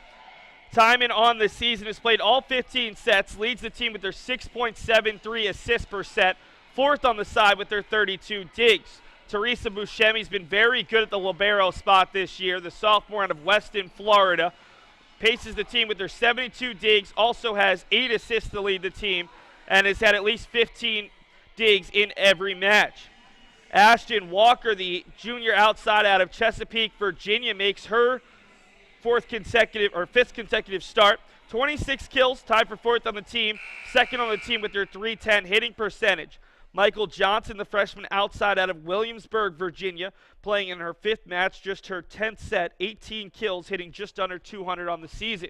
Caroline Hansen, we talked about her a bit earlier in the pregame. She has been phenomenal this season. A year ago, she was 2nd on the team in assists and 3rd in digs. This year, she's pretty much towards the top in every category. Paces the team with her 57 kills. She's also hitting .250, 2nd with her 69 assists, 2nd with her 53 digs. She's also 2nd on the team with 4 solo blocks, 8 total blocks, and tied for 2nd with 4 aces. Finally, there's Mia Cordry, the freshman middle out of Gilbertsville, Pennsylvania, paces the team with her .317 hitting percentage, and also her 5 solo blocks and 11 total blocks. We'll let the Beacon starters introduce themselves, and then we'll have the keys to the match, as we should have no national anthem before this, the second of our 3 matches today. Hi, I'm Alex Gibbs, a senior hitter, and I'm from Barracks Ranch, Texas. Hi, I'm Rachel Maslach, and I'm a junior setter from Berlin Center, Ohio. I'm Christina Elliott. I'm a junior setter from Camas, Washington.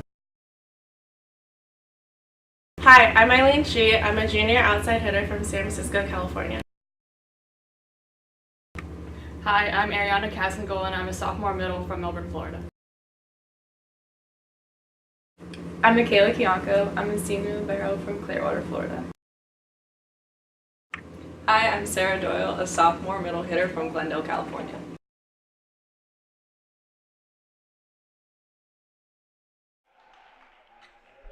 While we've got a moment, we'll take a look at the keys to the game for today's match. And it starts with cleaning up the service play. UMass Boston, even in that match where they started off a lot better against Minnesota Morris, the Beacons still committing too many errors both in serving and then serve-receive. The Beacons in that first match today, 13 service errors. They also had 10 serve-receive errors, so 23 for the match.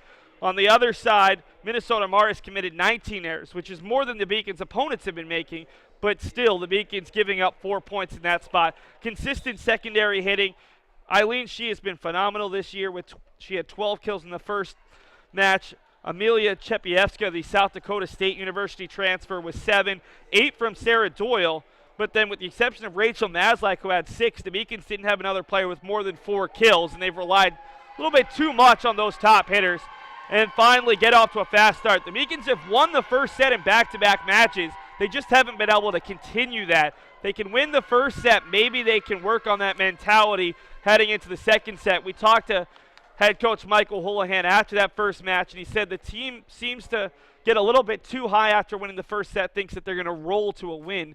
Need to stay a little bit more balanced and focused after winning that first set. As the Beacons 0-5 at this point, they've won 4 sets, won each in each of their past 4 matches, looking for that first potential victory.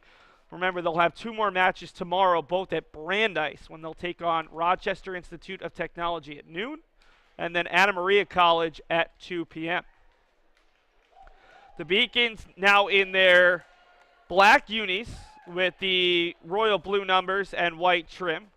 Marymount in their road blues with the white lettering, and the libero in white. UMass Boston is ready to make their opening substitution. Kayla Kianco waiting to check on for Sarah Doyle. Beacons going with a different looking lineup. Alex Gibbs did not start the first match, the senior captain out of Fair Oaks Ranch, Texas. Came on to serve in the second, third, and fourth set, but she'll get the start here in match number 2. Amelia Chepievska and Sarah Doyle, 2 of the Beacons' better hitters, both coming off the bench at least to start. Christina Elliott will serve to start this match. The junior out of Camas, Washington, had a nice 7-0 run to start match number 1 as the Beacons dominated the first set. Were tight in sets 2, 3, and 4, but couldn't come away with the win, as that is just missing the near sideline from Caroline Hansen, an early error from the very talented junior out of Montgomery Village, Maryland. Elliott in that first match finished with 2 aces, tie for the team lead, and 1 service error. Give her 3 aces now on the day. She had 50 a season ago, good for 3rd best on the Beacons roster. With her 3 aces today, she now has 7 aces versus 8 service errors, a much better ratio than she started the day with. This one's easily sniffed out, and Hansen's hard swing is kept alive. She softly touched, set her diving to the floor. A strong swing cross court kept alive by Kianco. Gibbs her first look, popped up and kept alive there by Michael Johnson. From the back line, off the top of the netting, Elliott looks for Maslach, and it's popped off the hand of a Saint, and then off the face there of Christy Timon, the senior setter, as the Beacons off to another good start at 3-0.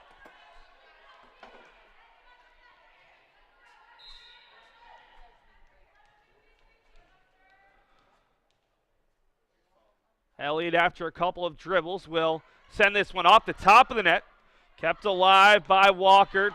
Pushed too deep off the hands of Johnson. And the Beacons, for the second consecutive match, off to a good start early on this service run from Christina Elliott.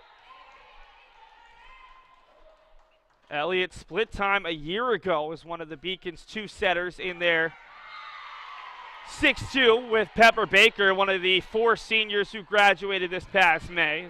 She finds the bottom of the net on her own side for a service error. Immediately the libero for Marymount will check in.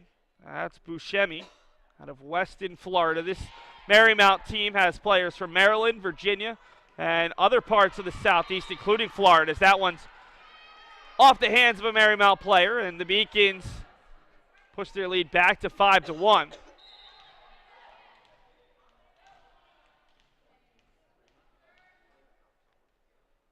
Beacons very confident in Gibbs' ability from the back line, hoping that she can get her swing a little bit straightened out as Elliott pops that one across, and Gibbs is there on the second effort. Johnson, though, able to put it across. And the Beacons lead is 5-2. The changes keep coming for Marymount. It'll be Emily Abramides, junior outside out of Stafford, Virginia. Second on the team in kills, 3rd in kills per set. And there's a service ace coming from Caroline Hansen, cutting the Beacons lead to 5-3. Hansen averaged a triple-double over the weekend. Also added 4 aces, but sends that one too long. To have 4 consecutive triple-doubles in volleyball is pretty much unheard of, but it shows how much this team is going to rely on Caroline after graduating their top 2 hitters and also losing a junior hitter. As Kianko catches the top of the net, nice diving effort from Cordry to keep it alive. Elliott back set for She. It's blocked, and now Doyle's going to look for She once again. She is soft tip. Bermudez able to keep it alive, gets it back. Hard swing, but Gibbs gets there and pushes it across on the Marymount side. Near side for Bermudez. She pops it up very high. Elliott for Gibbs back line, and a diving effort from the Saints. Near side, Bermudez a third try. Popped up, duel at the net. Doyle pushes it across, but Johnson isn't there for a diving effort. Bermudez a 4th time. Kianko on the dig. She off the hands of Caroline Hansen. Bermudez a 5th time. How many efforts will she have? Finally, She able to put it down, and the Beacons have pushed their lead to 6-3. Both Bermudez and She had their chances throughout that point, and finally the Beacons are able to take the lengthiest rally of the day, at least early on. We only saw 1 or 2 rallies that came close to that length in the first match that went 4 sets. And after some questions on the substitution pattern, the Beacons will send Michaela Kianko, their senior libero, back to the service line. Kianko out of Clearwater, Florida, in her 3rd year with the Beacons, gives up the service error to cut the lead back to 7-4. Ayanna Moore will check in for the first time, the freshman out of Leesburg, Florida. She'll be on the front line, and we've got Celine Nguyen back to serve. Maslach pounds it off the hands of Moore. Far side, and we've got a net violation on the Saints to give the Beacons the side out, and it's 8-4.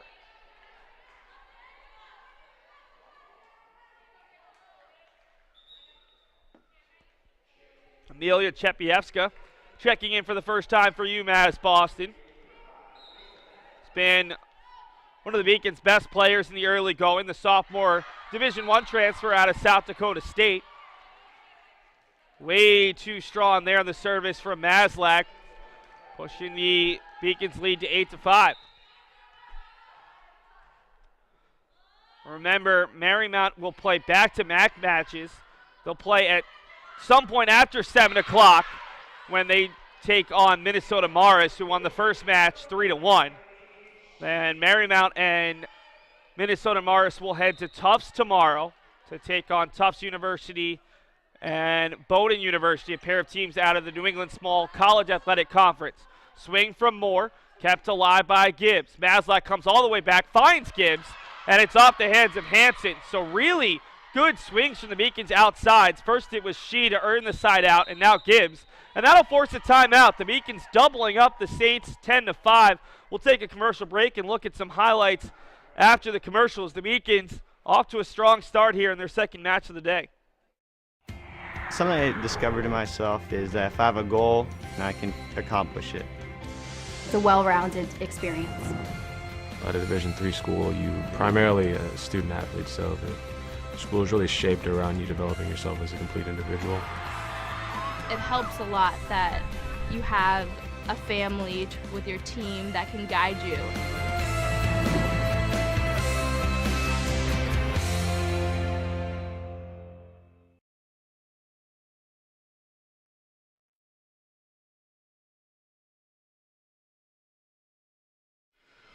Here are some looks from earlier on in this first set. It's UMass Boston early on got off to a 4-0 start on the service game of Christina Elliott, and this was an early service ace.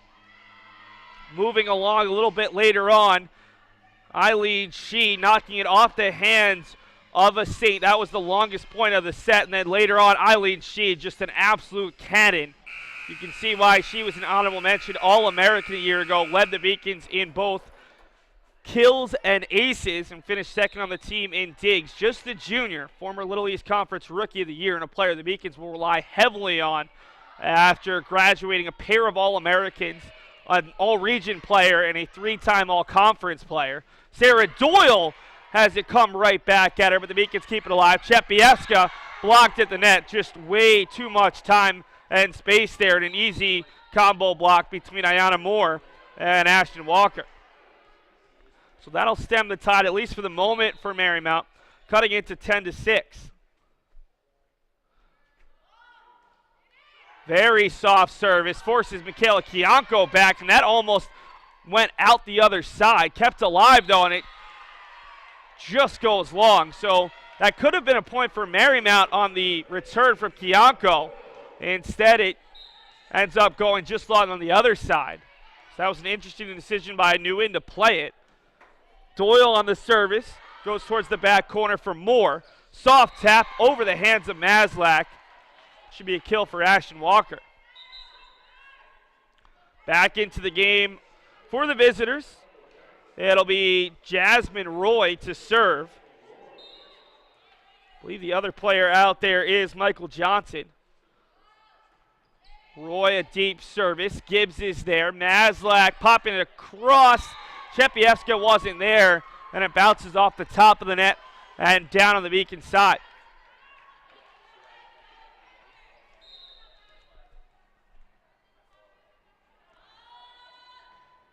Roy's service, a good one, forces she to her knees, unable to keep it up, and the deficit has been cut in half to 11-9.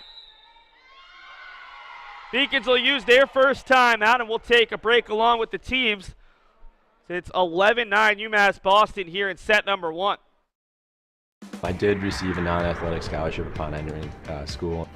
I got the presidential scholarship, which was huge for me. I think there's more opportunities for academic scholarships in Division III. I did receive academic scholarships. Just being involved on campus, being a leader, all those things combined kind of get me recognized. It's a great experience for me.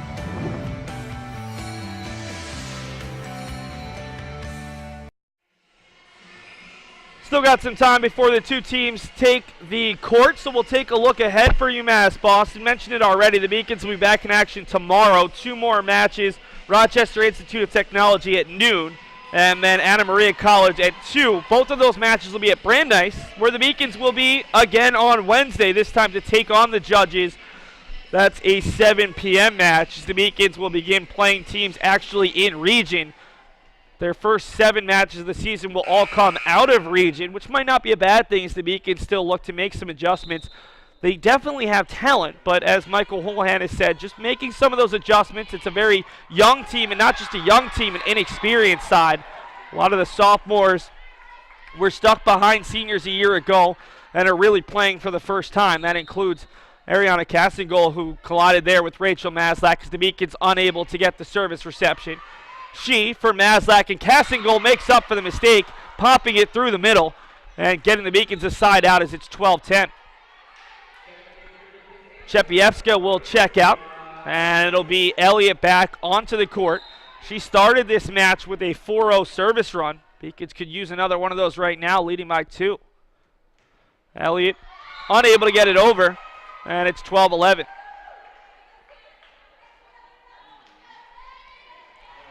Buscemi heads to the service line. She's coming off a match against Virginia Wesleyan, who hosted last weekend's tournament in Virginia Beach, where she had 20 digs and 10 assists. Not too bad for the sophomore. Maslach's swing is blocked, kept alive, and now Kianko, a difficult play. Elliott, a great sprawling effort to keep it alive. Roy is there for time and goes behind her for Hansen, and Caroline Hansen picks up the kill to even this match at 12 all in the first set. Hansen's been quiet for the most part in this first set, but you can see the power on a swing like that. She was able to beat the Beacons to the near side. Serve goes off the body of Gibbs there, and it's a nice little run for the visitors as they have taken the lead back at 13-12.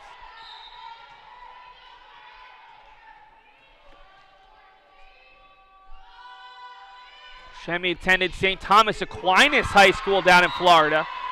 And she takes advantage of Alex Gibbs there for another service ace. Beacons just have not been consistent enough with their serve-receive game. That was such a huge part of Elizabeth Glaven's game, the 3-time All-American. Libero was just so good on serve receive and her passing, something the Beacons have struggled with. Timon back near side for Johnson, and there's some miscommunication. Kianko diving into the hands of Gibbs. It's 15-12, and the Beacons forced to use back-to-back timeouts. Take a break along with the teams. It's been all Marymount over the past couple points. They lead 15-12. Cheer for the stumbles. The he shoulda had that's. And the tears that linger. For in those moments, greatness lies. There, you will find the provoked, the determined, the unified. It's in those moments that champions are born.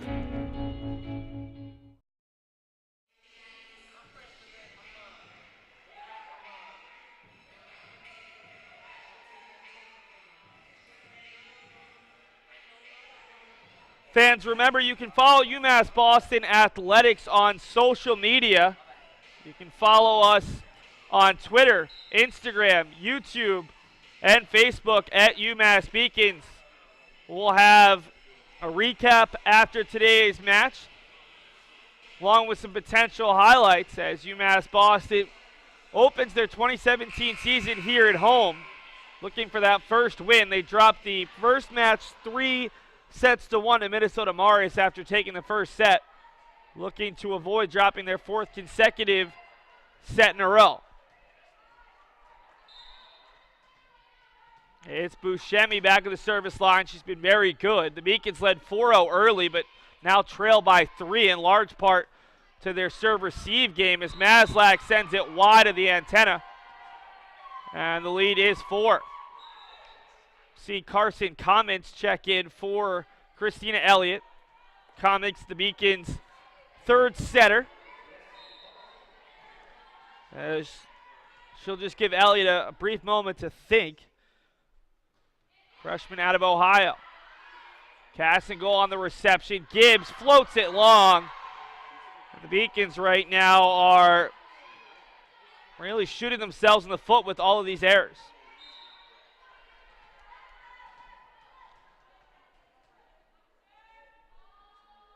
The other side, it's been a very easy run for Buscemi, who finally gives it back to the Beacons with a service error of her own. 17-13, and now Alex Gibbs, who's played this entire first set after coming off the bench in match number 1. Chance to get the Beacons back in it. Sends it deep, and just a bit too deep.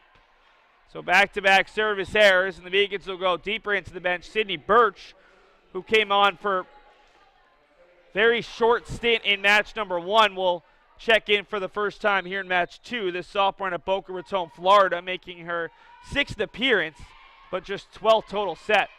Comments finds Cassingle, and that's a freshman connected with a sophomore. Good to see with the youth movement.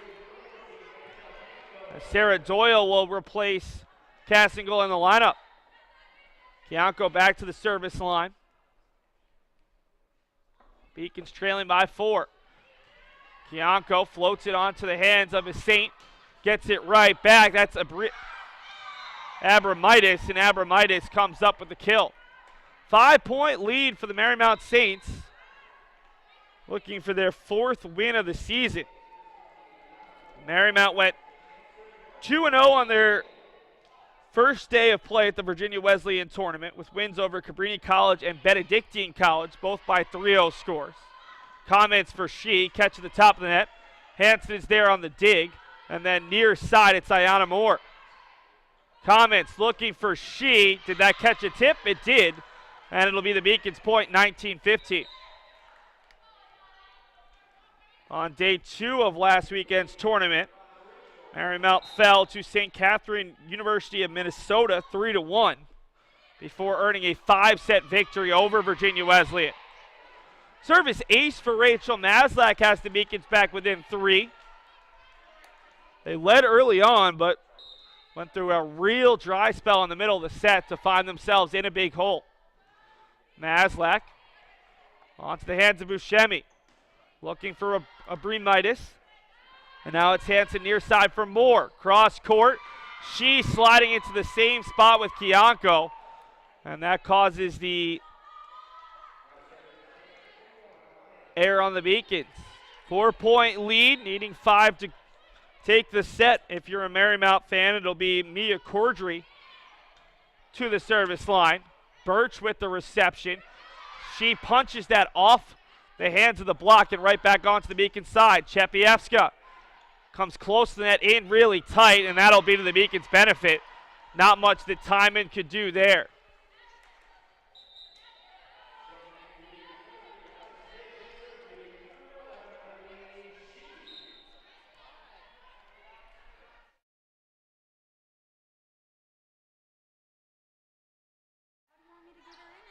Big swing, and that'll lead to another kill for Ayana Moore.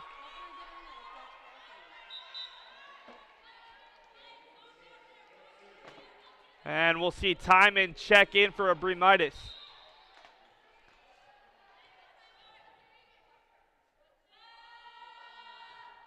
Timon goes near side. She with the reception. Maslach's only option is she, and she'll float it just a bit deep to push the lead to 22-17.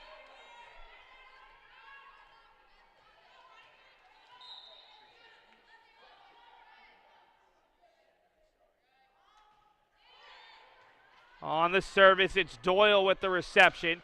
Gibbs goes cross court, but Buscemi's there. Hansen, soft touch, blocked by Doyle, but not down. Hansen, a second effort off the hands of Gibbs. Maslach pushes it back for Gibbs, off the block and down. Beacons with a huge point to cut it to 4. Cassingo will replace Kianko.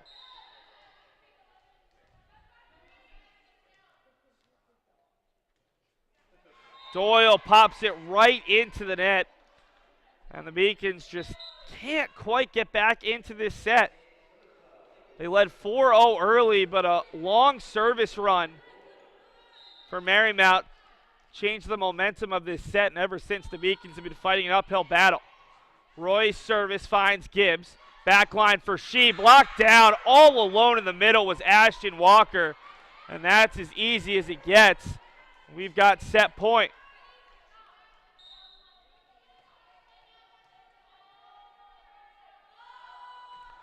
Roy, the jump service. Gibbs puts it too close to the net. And it's another big swing from Ashton Walker. A convincing finish to the first set. Marymount leads 25-18. We'll see how the Beacons bounce back. We'll take a break and then bring you a look around the rest of Beaconville in the first set highlights. As Marymount takes it 25-18 in the first set. UMass Boston was my first choice because when I came to the campus, I saw that there was a lot of diversity. There's a lot of people. Here there is a lot of international students, so it's really cool to meet people from different countries, different parts of the world. I'm Julia Murphy. I'm from Canton, Massachusetts. I'm Olivia Murphy. I'm from Canton, Massachusetts. We're sisters. We're sisters. I play volleyball and she plays basketball. Here they have a freshman success community. So each major has their own community that you can join as a freshman, and you take classes with them, you do study groups with them. So it was really helpful getting to know people in your major right away. So in health exercise sciences, we have an internship at the end, so it's so much better to have like an advisor helping you out, like telling you which classes to choose.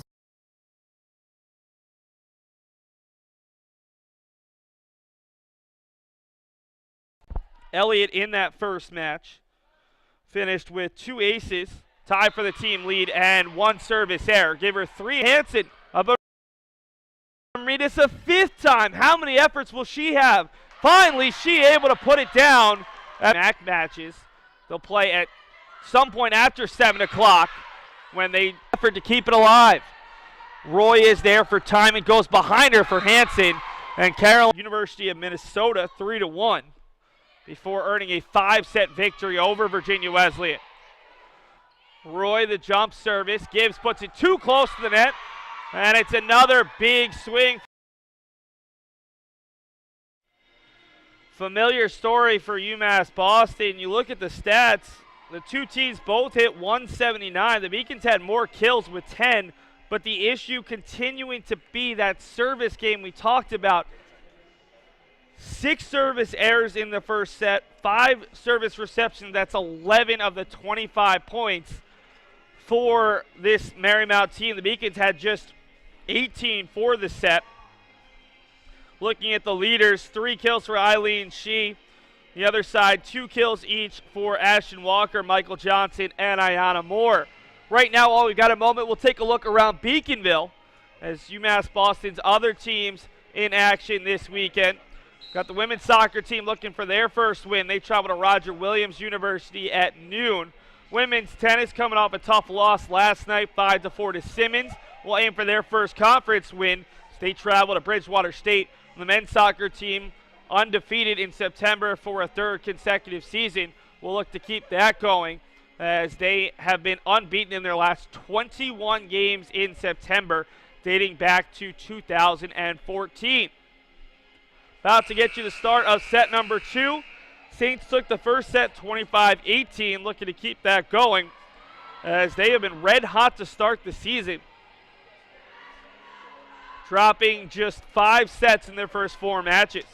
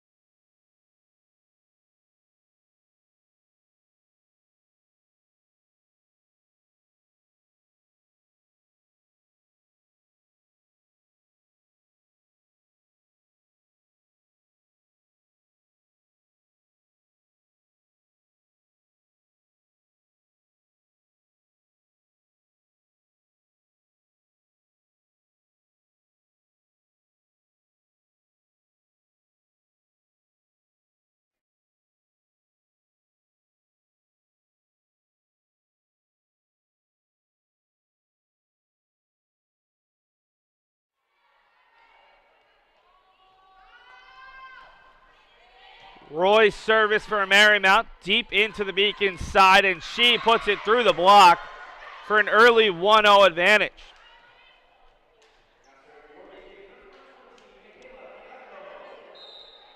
Kayla Kianco back to the service line.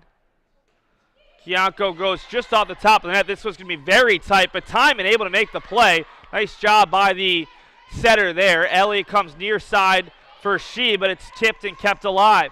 Timon back near side for Hansen, blocked, and it'll end up out of bounds. The Beacons couldn't keep that block in play. 1-0 early on set 2, with the Saints leading overall 1-0. Buscemi in that first set, 2 of the team's 5 aces, and also had 1 service error. Timon looking for Johnson, blocked at the net, but kept alive. Johnson will get another chance over the block this time, and the Beacons unable to pass that one around as Elliott and Kianco both got a bit, but not enough to keep it up.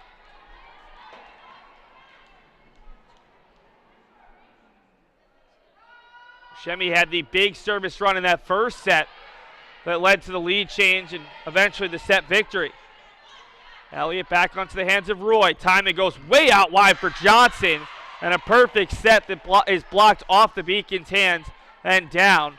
That one had to go a long way, and it worked out perfectly as Michael Johnson, the freshman of Williamsburg, Virginia, picks up another kill. She came in with 18 on the year.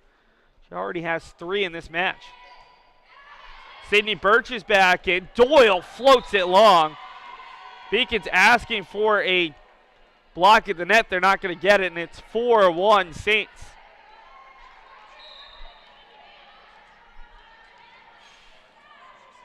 Teresa Buscemi, after a number of dribbles, which seems to be her pattern, floats it across. Maslach gets way up and bounces it right in front of the setter, Christy Timon.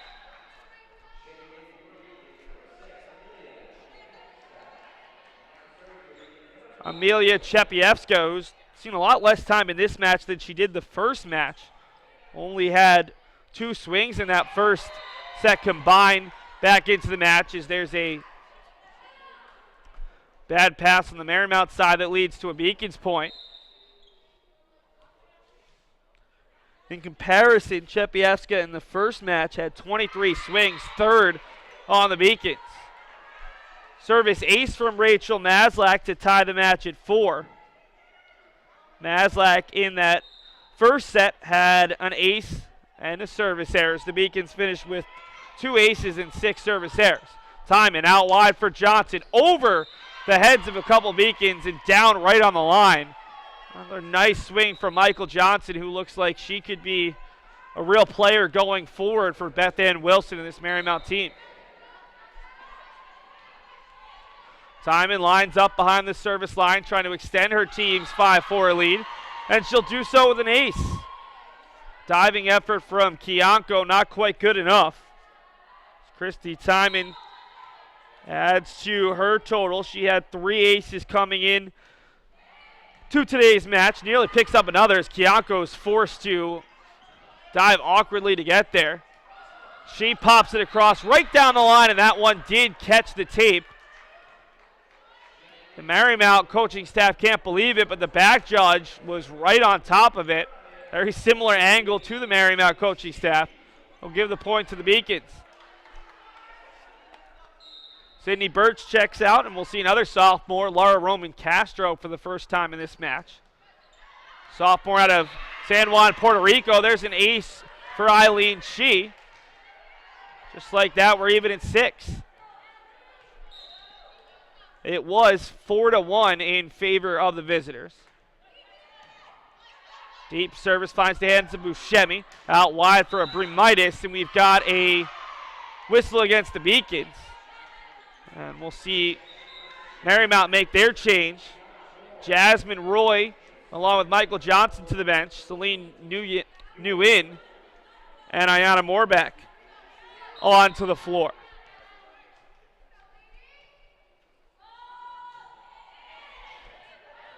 Nguyen service handled by Kianko. Chepievska gets up, and they're going to say it did catch the block to tie this match at 7.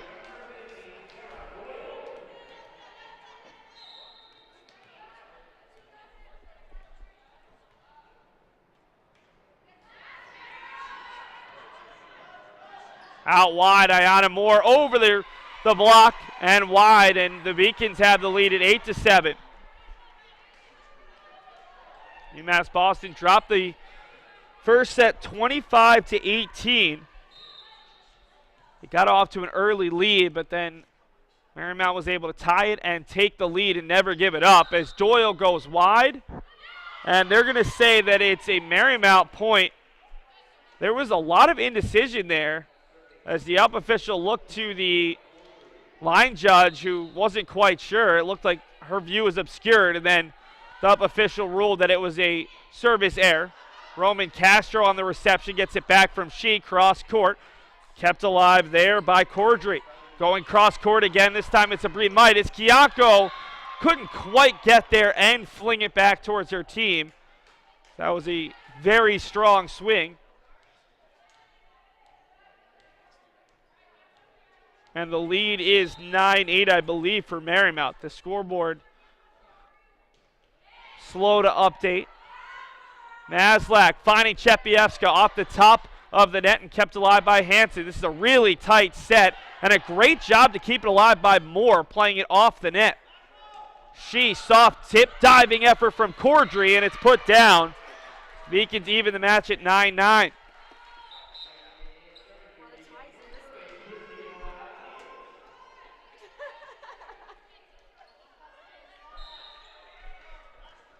Christina Elliott back to the service line, has been one of the Beacons' better setters today.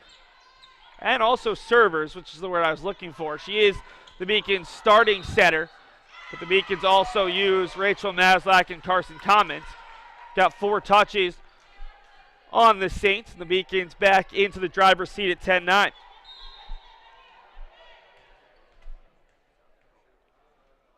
Got some Beacon student athletes who have made their way out to the Clark Athletic Center Gymnasium as there's a block by Cassingle that wreaks havoc on the Saints side.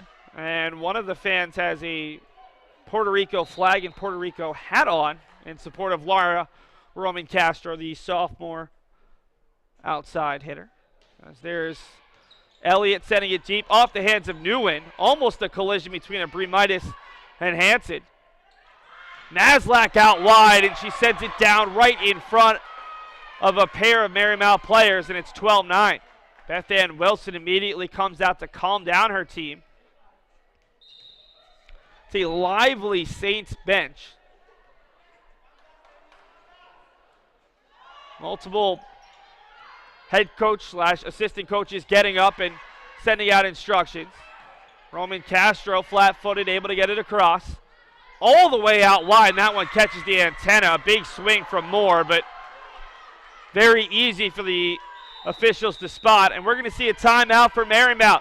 The Beacons on their biggest run of the match. They lead 13-9, trying to tie this match up at 1-1. Take a commercial break and take a look at the one highlight we've got thus far. UMass Boston leads 13-9.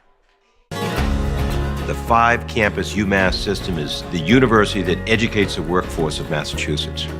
We recognize that we are truly here for a reason, and that recognition inspires us and drives us every single day.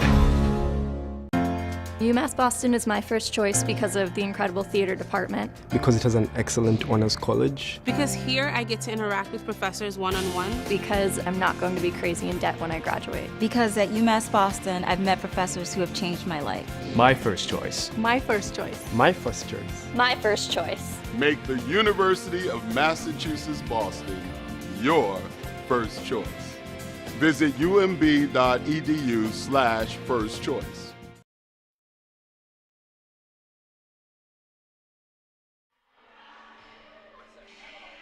Take a look at the one highlight, the Eileen Shee ace.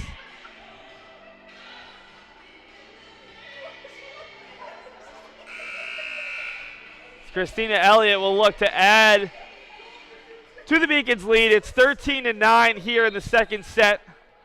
Marymount took set number one, 25-18. Shee from the service line, a soft little floater. There's Abrimitis. A jumping effort from Kianko keeps the point going, and Cassingle puts it across. Near side, Hansen able to find Abrimitis, as that just shows how good Caroline Hansen is. She goes from a hitter to a setter, back into a hitter. And now Timon will check back in, so Hansen will focus on her hitting responsibilities. Timon picks out Kianko, who struggles with it, but Roman Castro able to keep it alive right at the edge of her team bench. Timon looking for Ashton Walker in the middle. Now it's Shee from the back line, a great swing. This will be a difficult play to keep alive, and Moore barely does. Just getting it off the top of the net. Shee once again from the back line. Not much she can do with that one. Near side, it's Hansen off the block. Kianko punches it into the hands of the Beacons public address announcer, Steve Witkowski. And the deficit is just 2 for Marymount at 13-11.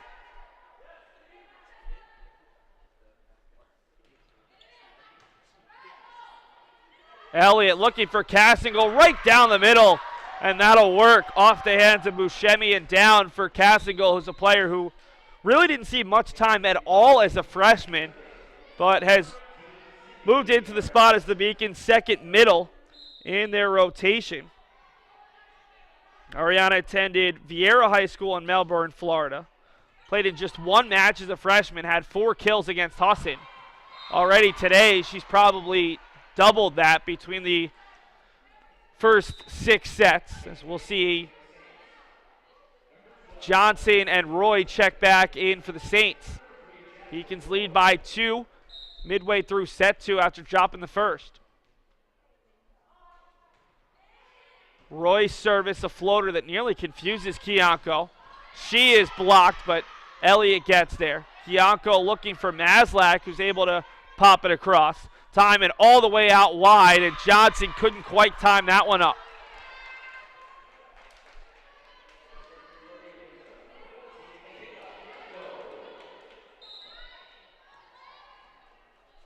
Kayla Kianko heading back to the service line. The Beacons could use a nice long service run here to really gain the momentum. Instead, it's Caroline Hansen with the kill off the Beacons block.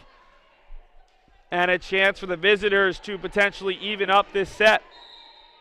15-13. With Teresa Buscemi headed to the service line. A good service onto the hands of Birch. And the pop over allows Hansen to add another kill. They're going to say that she went too far over and made contact with the net. And that leads to a Beacons point and a big change in the fortunes there for Marymount. They were smiling, all pumped up over the big point. Instead, it ends up going the Beacons' way, and it's 16-13 now. Even bigger change of fortunes as Johnson can't handle the service from Maslach, and it's 17-13. So could have been a 1-point difference, and now the Beacons have a 4-point lead. Maslach, a soft service that can't quite get over. And it's 17-14.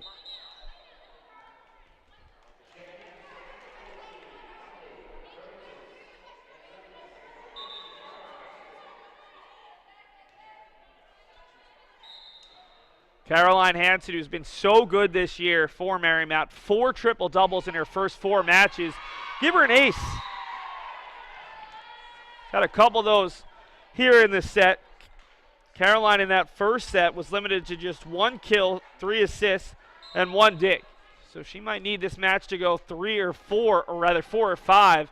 She's going to keep up that triple-double mark, but I'm sure she'll be happy with a win nonetheless. Right now, her team leads in the match 1-0, but trails in the set 18-15 after Sarah Doyle adds a huge solo block. Laura Roman Castro will place his Sydney Birch as the Beacons have stayed young. A lot of sophomores playing in this match. Comes across Doyle. Looks like she might have made a mistake playing that one, but instead it floats over the head of one player. And Buscemi was backing off, and the lead is back to 4 at 19-15. Eileen Shee goes deep off the hands of Roy, and everything's coming up Beacons right now. Another ace from Eileen, her second of the set, and that'll force a Marymount timeout. 20-15, UMass Boston leads, looking to even this match at 1 set apiece. We'll take a break along with the teams. UMass Boston looks to close out this set 2. Paris changed my life, and I got there through UMass. Those very specific seminal moments in Paris, the subway. A man in a tuxedo walked in, and a woman in a long gown. And it was stunning. It all hit me. It was like a lightning bolt. There was this world of beauty and style that I wanted to be a part of. That was the beginning of the journey. And that all came through the University of Massachusetts. And that was really a key moment for me. It's one of those moments you never forget.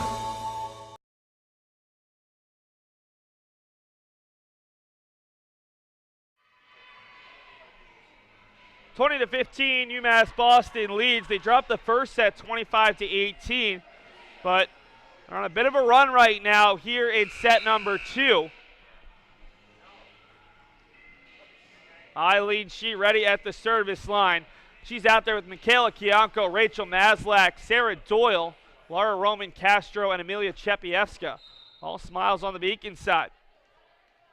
She, the 2015 Little East Conference Rookie of the Year and an all-conference player a year ago. Doyle for Maslach and right back for Doyle. Roy able to get that nearly into the scorer's table. And Hansen plays it across on 3. Maslach this time for Chepievska.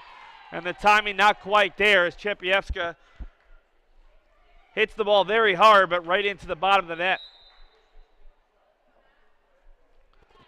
UMass Boston will go deeper into their bench, and it's Nat Moad playing in her first match here at home of her career. She replaces Shee, at least for the moment. Freshman Diaz out of Miami played in just 1 set last weekend in Texas. Appeared in a set against Mary Hart and Baylor. Maslach for Roman Castro. Across onto the hands of Buscemi. All the way out wide. Big swing from Johnson. And they're going to say that that one caught the net and not the Beacons block. It landed out of bounds.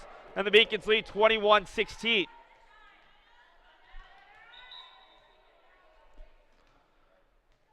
Marymount will bring in Nia Dulce for the first time, the sophomore out of Severn, Maryland, attended Archbishop Spalding High School.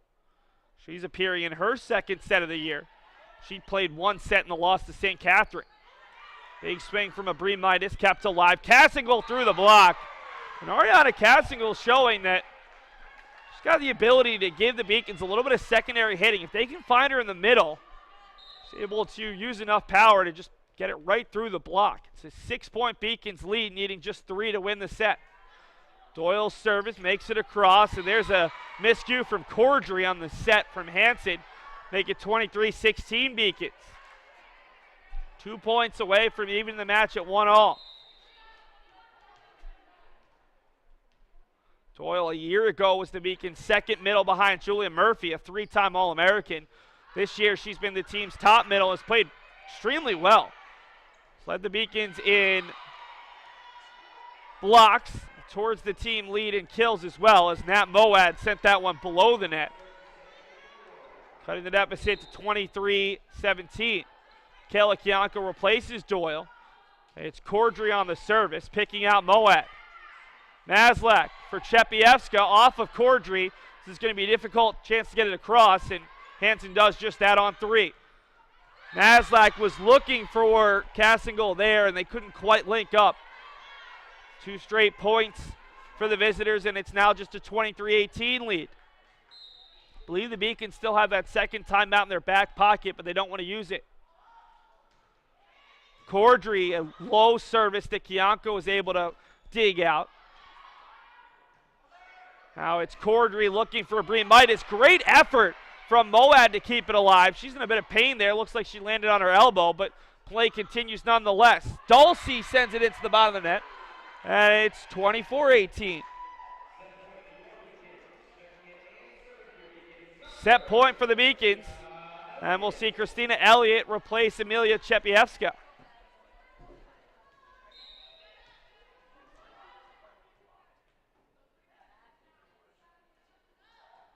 Elliott a soft service, forcing Nguyen to come forward. Hanson over on 2, but the Beacons read it perfectly. Chance for Castro through the block, and the Beacons win the set. Identical set scores, just reversed. 25-18 for the Saints in the first set, 25-18 for the Beacons in the second.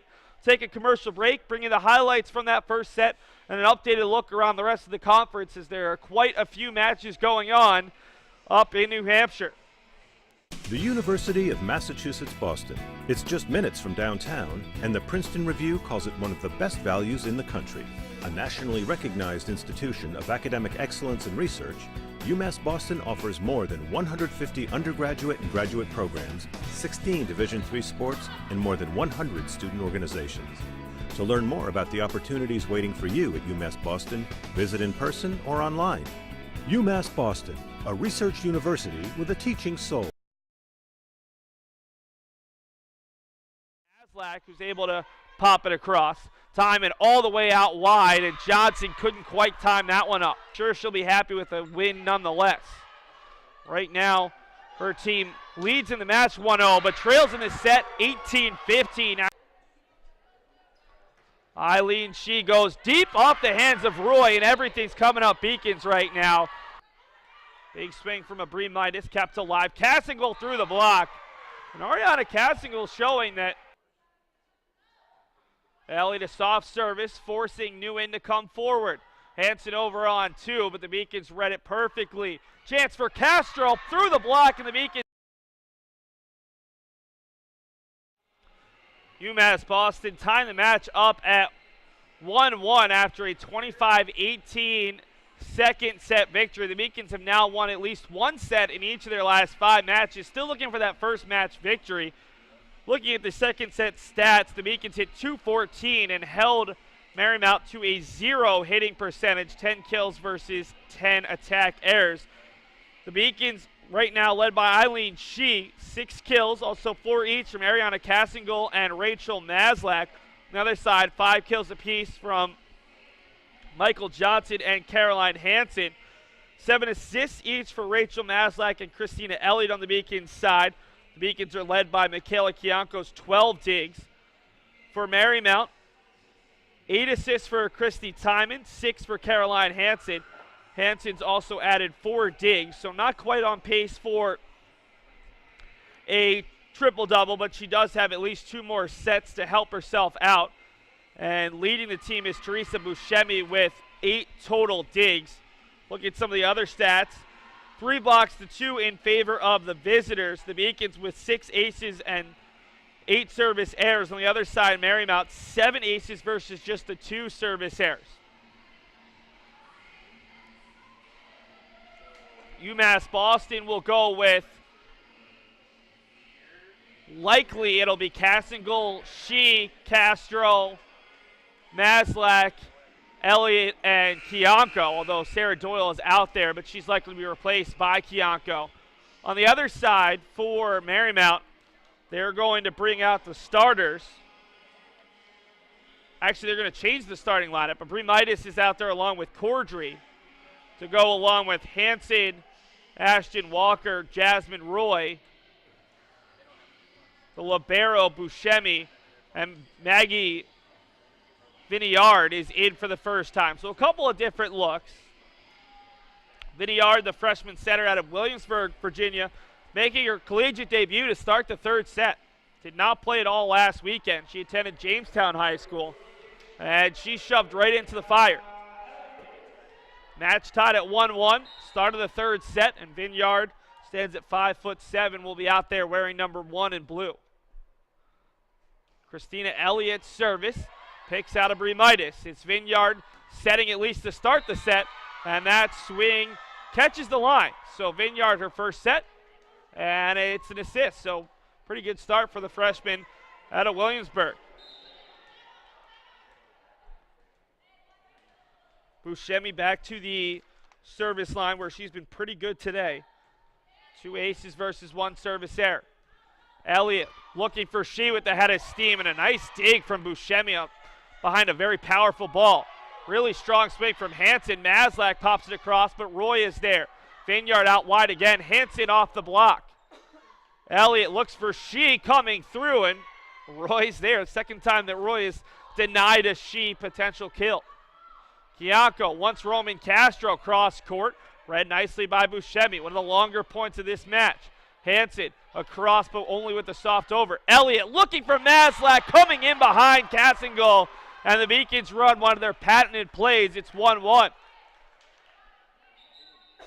Big point for the Beacons, not just to tie it, but that was one of those long points that maybe give you a little bit of momentum. We're even at 1s, and Sydney Birch will serve for the first time today. She's in for Roman Castro. Float service kept alive. Caroline Hansen off the block. Kianko finds Elliott looking for Shee. Had to change her momentum and able to just barely put that one in. A nice job by Eileen Shee, who is well on her way to 100 kills this weekend. She came into the week with 57 kills. She had 12 in the first match. Easily on her way to double digits in this one, and 2 more matches this weekend. Soft touch from Maslach, and it falls perfectly in the middle of the Marymount defense, and it's 3-1. Nice little service run from Birch, who's looking to carve out some more time. She's right now the backup libero behind Michaela Kianko, one of the Beacon seniors. 2 strong from Birch, cuts the deficit to 3-2. And we'll see Nia Dulcie, who checked in late in set 2 after not playing in the first set, back out onto the court as she'll replace Vineyard, who just made her collegiate debut. There's an error from Hansen on the service. And the side out will allow Kianko to head back to the service line and Doyle to check in for Cassingle. Michaela, soft little service that does get over this time. Trying to create havoc. Dulcie a big swing, but Kianko on the dig. She had to get Doyle out of the way to get the swing in, and it works nonetheless, as diving effort coming from Hansen, not enough to keep the ball alive. Carson Comments will replace Christina Elliott. The big thing to remember for both of these teams, you're seeing a lot of players make their collegiate debut or only playing their second or third sets. both of these teams want to see what they have with these young players. This is an out-of-region match, chance to get better, a chance to get a win, but the big matches will come in a couple of weeks when both of these teams begin conference play. You want to see what you have and get some of these younger players actual match experience before you head into conference matches where they matter just a little bit more. That one lands off the hands of Doyle and couldn't keep it alive. It's 5-3 in favor of the Beacons.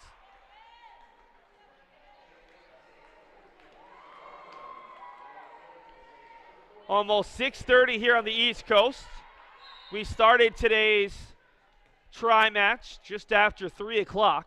This is match 2 of 3. Marymount will play Minnesota Morris, winners of match 1, in the final match that will start between 30 and 45 minutes after the conclusion of this one. There will be no audio, but we will have video and replay from that match, as it's now 5-4. Still plenty of time left in this one, as it's 5-4 in favor of UMass Boston here in set 3, with the match tied at 1-1. Emily Abrimitis across. She is there. Maslach off the top of the net, but an easy dig for Hansen. Dulcie comes across. A diving effort from Kianko keeps it alive. She pounds it deep, and Abrimitis was perfectly positioned. Strong swing from Alexa Markham just into the match, and Doyle pops it across. Hansen looking for Cordry, and that'll be enough. Wasn't hit well, but lands between a trio of Beacons. Eileen Shee and Michaela Kianko both took a difficult spill there. And we'll see Shee take a seat with Alex Gibbs, who started this match, checking in for the first time here in set 2. 5-all in the set, 1-all in the match. As Birch pops it up for Kianko, looking for Gibbs. The over. Hansen coming back near side for Markham, and it's blocked off the Beacons' hands to their dismay and out of bounds.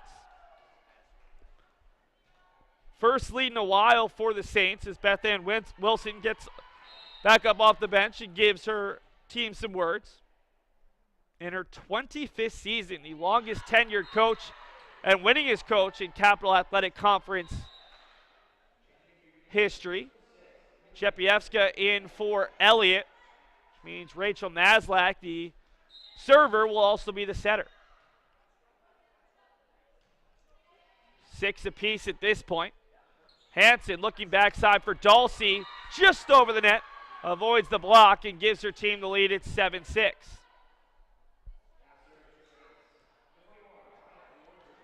It'll be Maya Cordry back to the service line, where she had 2 aces coming into this one. She's been pretty consistent this year, has had at least 6 kills in every match, and had 7 in the team's 3-0 win over Cabrini on opening day. Does give up a service error there, with Laura Roman Castro replacing Sydney Birch on the Beacon side. Alex gives back to the service line. Sends it off of Abrimitis there. Near side for Markham, and Markham able to knock it off the block and down. As I mentioned, we didn't see Markham in the first 2 sets. Freshman out of Downington, Pennsylvania, attended Bishop Shanahan High School, making her 4th appearance, 10 total set, 7 kills on the year. Did not play in the team's loss to Virginia Wesleyan. Maslach looking for Chepievska, off the block, off the hand of Vinyard, and down, as Vinyard, who had not played in the team's first 4 matches or the first 2 sets in this one, has been seeing a lot of time here in set 3. We have not seen the team's starting setter, Christy Timon, as it's been Vinyard splitting time with Caroline Hansen, their hitter/setter. Roman Castro blocked, and it lands on the Beacon's end to give the Saints a 1-point lead at 9-8. Kianko replaces Doyle for the Beacons. Jasmine Roy back in there for the Saints. Roy, another one of those freshmen, one of 11 new players on the Marymount roster, including 10 freshmen. They brought back 10 players, so it's a large roster, 21 total. Did lose the team's top 3 hitters, though, from a year ago, and 6 total players. So looking to keep the success going after posting the highest winning percentage, well over 700 in program history. Elliott looking for Cassingle, floats it through the middle. Ariana Cassingle had 4 kills through the first 2 sets, and she's well on her way to a new career high. 10-9 Beacons, early set 3 with the match tied at 1-1. Elliott a float service trying to confuse the defense. Buscemi for Vineyard, near side for Bremitis, and Maslach and Cassingle get in on the combo block to push the lead to 11-9. That'll force a timeout, and we'll take a timeout along with the teams. Almost midway through this 3rd set, UMass Boston leading 11-9. Celebrate the soggy shoes and the slow starts. Celebrate the lessons learned along the way.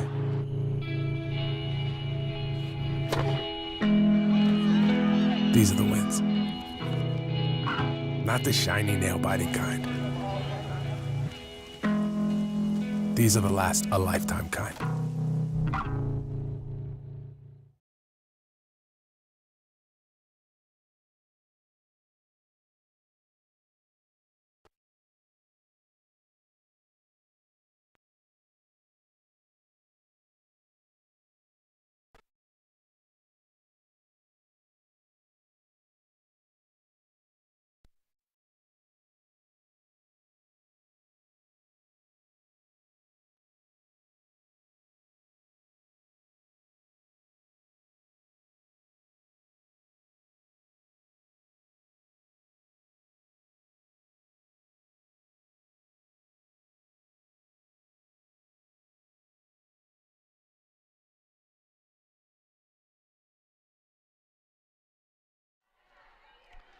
Christina Elliott, along with Rachel Maslach, had a little conversation with Michael Houlihan during the timeout as the Beacons continue to work on better connections with their hitters. Marymount uses the timeout effectively as they're able to get a kill and cut the deficit back to 1 at 11-10, as we'll see Teresa Buscemi head back to the service line. Picks out her fellow libero, Michaela Kianco. Cassingle unable to land this one. Roman Castro pops it up for Elliott and gets it right back. Off the block. Great effort from Roy to get there. Vineyard backside looking for Hansen. Gibbs can't quite handle it. And Kianco dove, but unable to pop it up. Michaela Kianco has been running all over the place today, giving up the body and trying to get that first win of her senior season. Tied at 11 all here in this all-important 3rd set. The Beacons have not won 2 sets in a match yet this season. Well, they've got 1, and now they trail by 1 here in the 3rd set, 12-11. A nice little run for Marymount. 3 points in a row out of the timeout.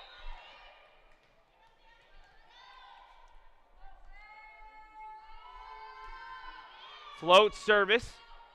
Easily handled by Roman Castro. Maslach back line, just misses. Oh, they're going to say there was a block on that, though. And that gives the Beacons the point and the tie at 12 all. Sydney Birch replaces Laura Roman Castro.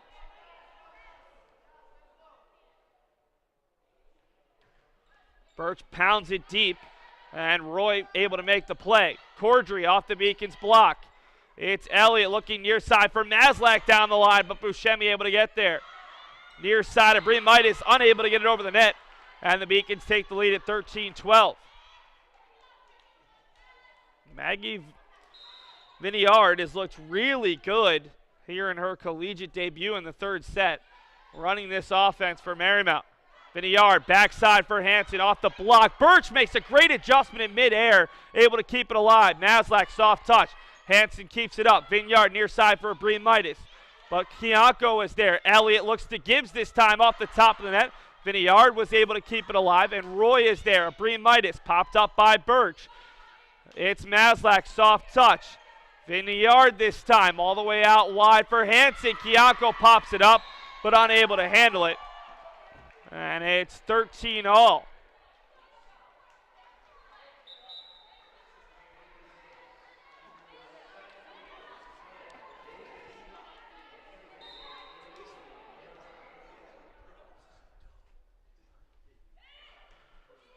Deep service from Hansen, just pounds it a bit too strong. That allows the Beacons to get a side out, and Sarah Doyle back in for Mariana Cassingle.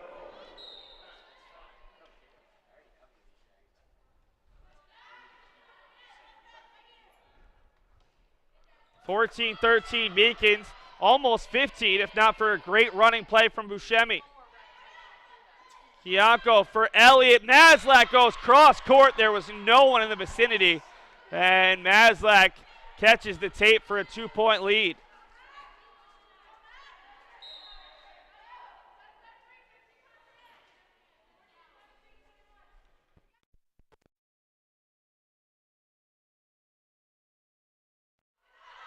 Right at the net, Doyle blocked, but Cordry unable to handle it.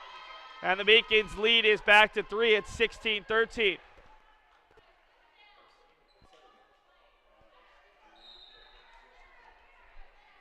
Kayla Kianko looking to extend this Beacons' lead. They've got a great chance to take their first 2-1 lead of the season. Got an infraction on the Saints. Beth Ann Wilson can't believe it. It looked like one of the Saints players may have stretched across the net a bit too far, and it's 17-13. It's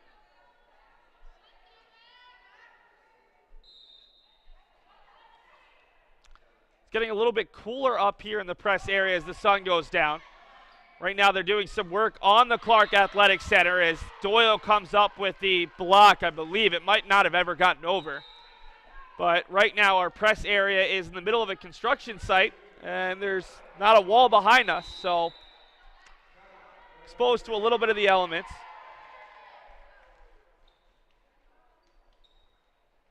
And we've got a timeout on the Marymount side. We'll take a break along with the teams. UMass Boston 18, Marymount 13 here in set 3. Something I discovered in myself is that if I have a goal, I can accomplish it. It's a well-rounded experience. At a Division III school, you primarily a student athlete, so the school is really shaped around you developing yourself as a complete individual. It helps a lot that you have a family with your team that can guide you.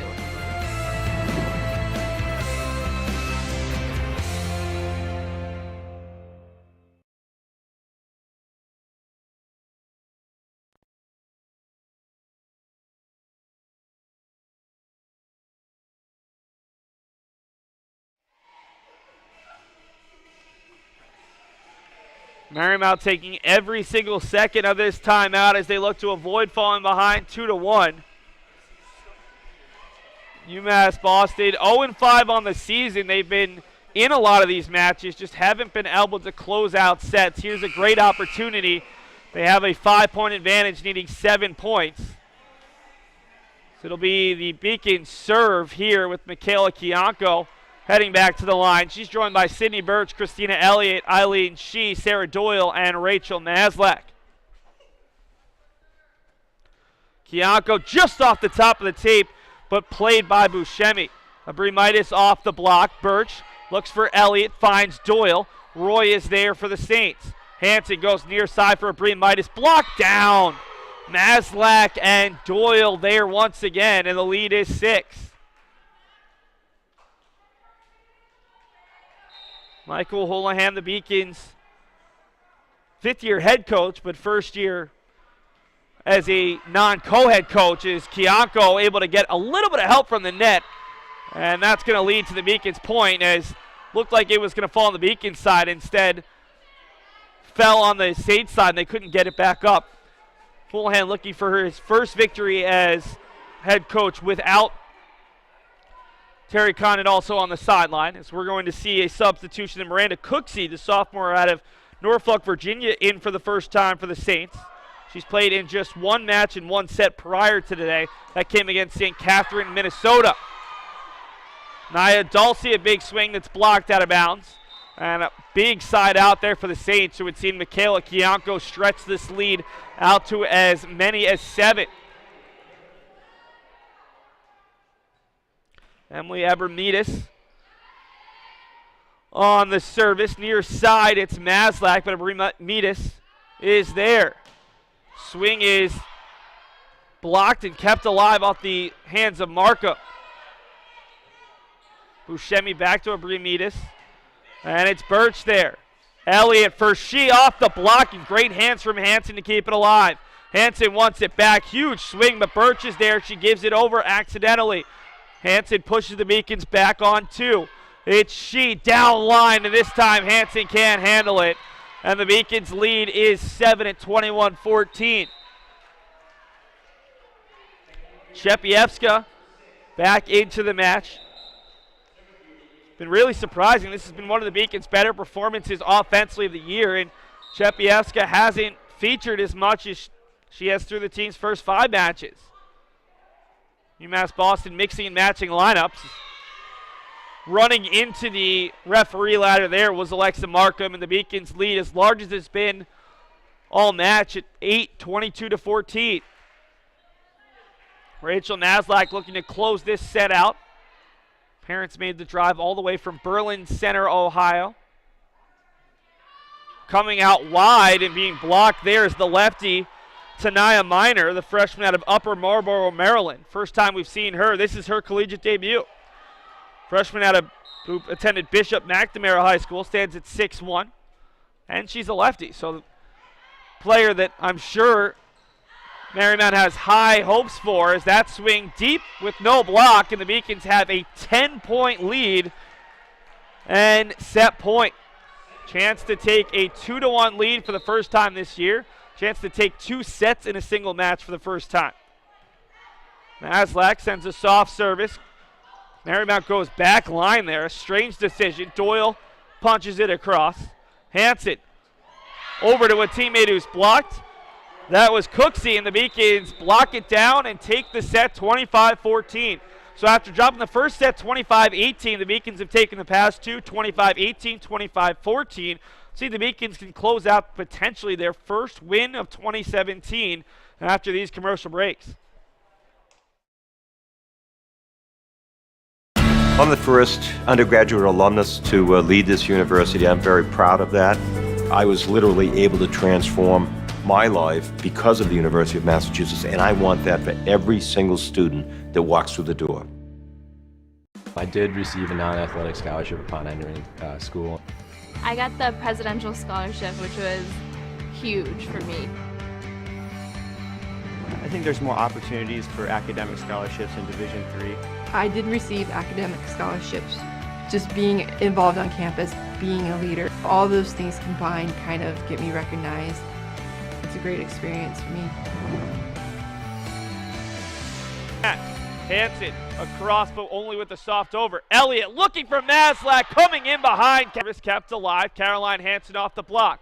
Kiako finds Elliott looking for She. Had to change her momentum and able to just, before you head into conference matches where they matter just a little bit more. That one lands off the hand, off the block. Great effort from Roy to get there. Vinyard backside looking for Hanson. Gibbs can't quite hang in the press area as the sun goes down. Right now they're doing some work on the Clark Athletic Center as Hanson pushes the Beacons back on 2.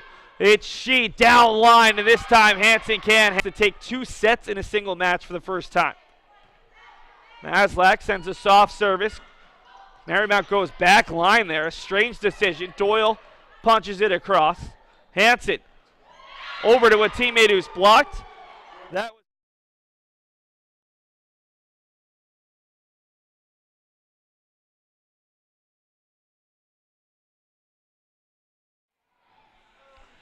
UMass Boston leads 2-1 in the match. Both teams going deeper into their benches in that third set. 9 more ties in that third set, the most of the match. We've seen 16 ties and 10 lead changes through the first 3 sets in this one. The Beacons hit 257. That's their highest of the match in that third set. Marymount held below 0.50 for the second consecutive set. Beacons hitting 220. Marymount at 0.68 for the Beacons. 9 kills from Eileen She, 8 from Rachel Maslach. On the Marymount side, 7 from Caroline Hanson, who also has 12 assists and 9 digs. So looks like if she can swing well in this 4th and even a potential 5th set, she should be in line for a 5th consecutive triple-double to start the season. The problem is she's got 7. Emily Abrimides has 6, and then 5 from Michael Johnson. That's pretty much been the offense. 12 assists for Hansen, 8 from Christy Timon, who did not feature in that third set. And then 15 digs from Teresa Buscemi. For the Beacons, 15 assists for Christina Elliott, 8 more for Maslach, who's potentially on her way to a double-double, and 25 digs from Michaela Kianko, who's having a huge day. She had well over 20 in the first match as well. The Beacons with 6 aces versus 9 service errors. Marymount with 8 aces versus 7 errors. Both teams with 5 blocks through 3 sets.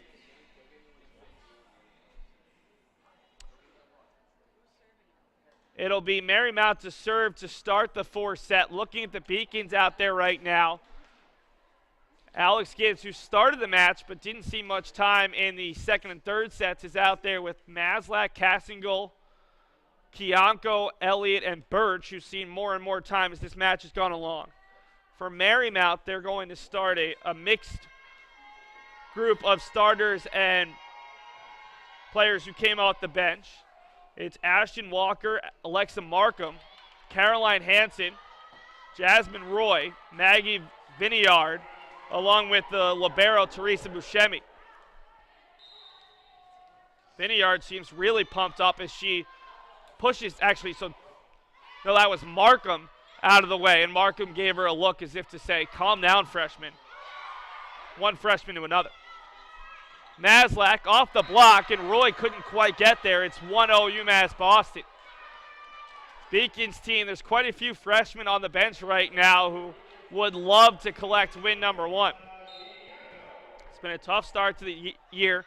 4 straight losses in Texas, and then a 3-1 loss to Minnesota Morris after they took the first set. Vineyard near side looking for Markham. They say it caught the line. That looked deep. Even from here, and the Beacons bench disagreed as well. Both coaching staffs have been in disagreement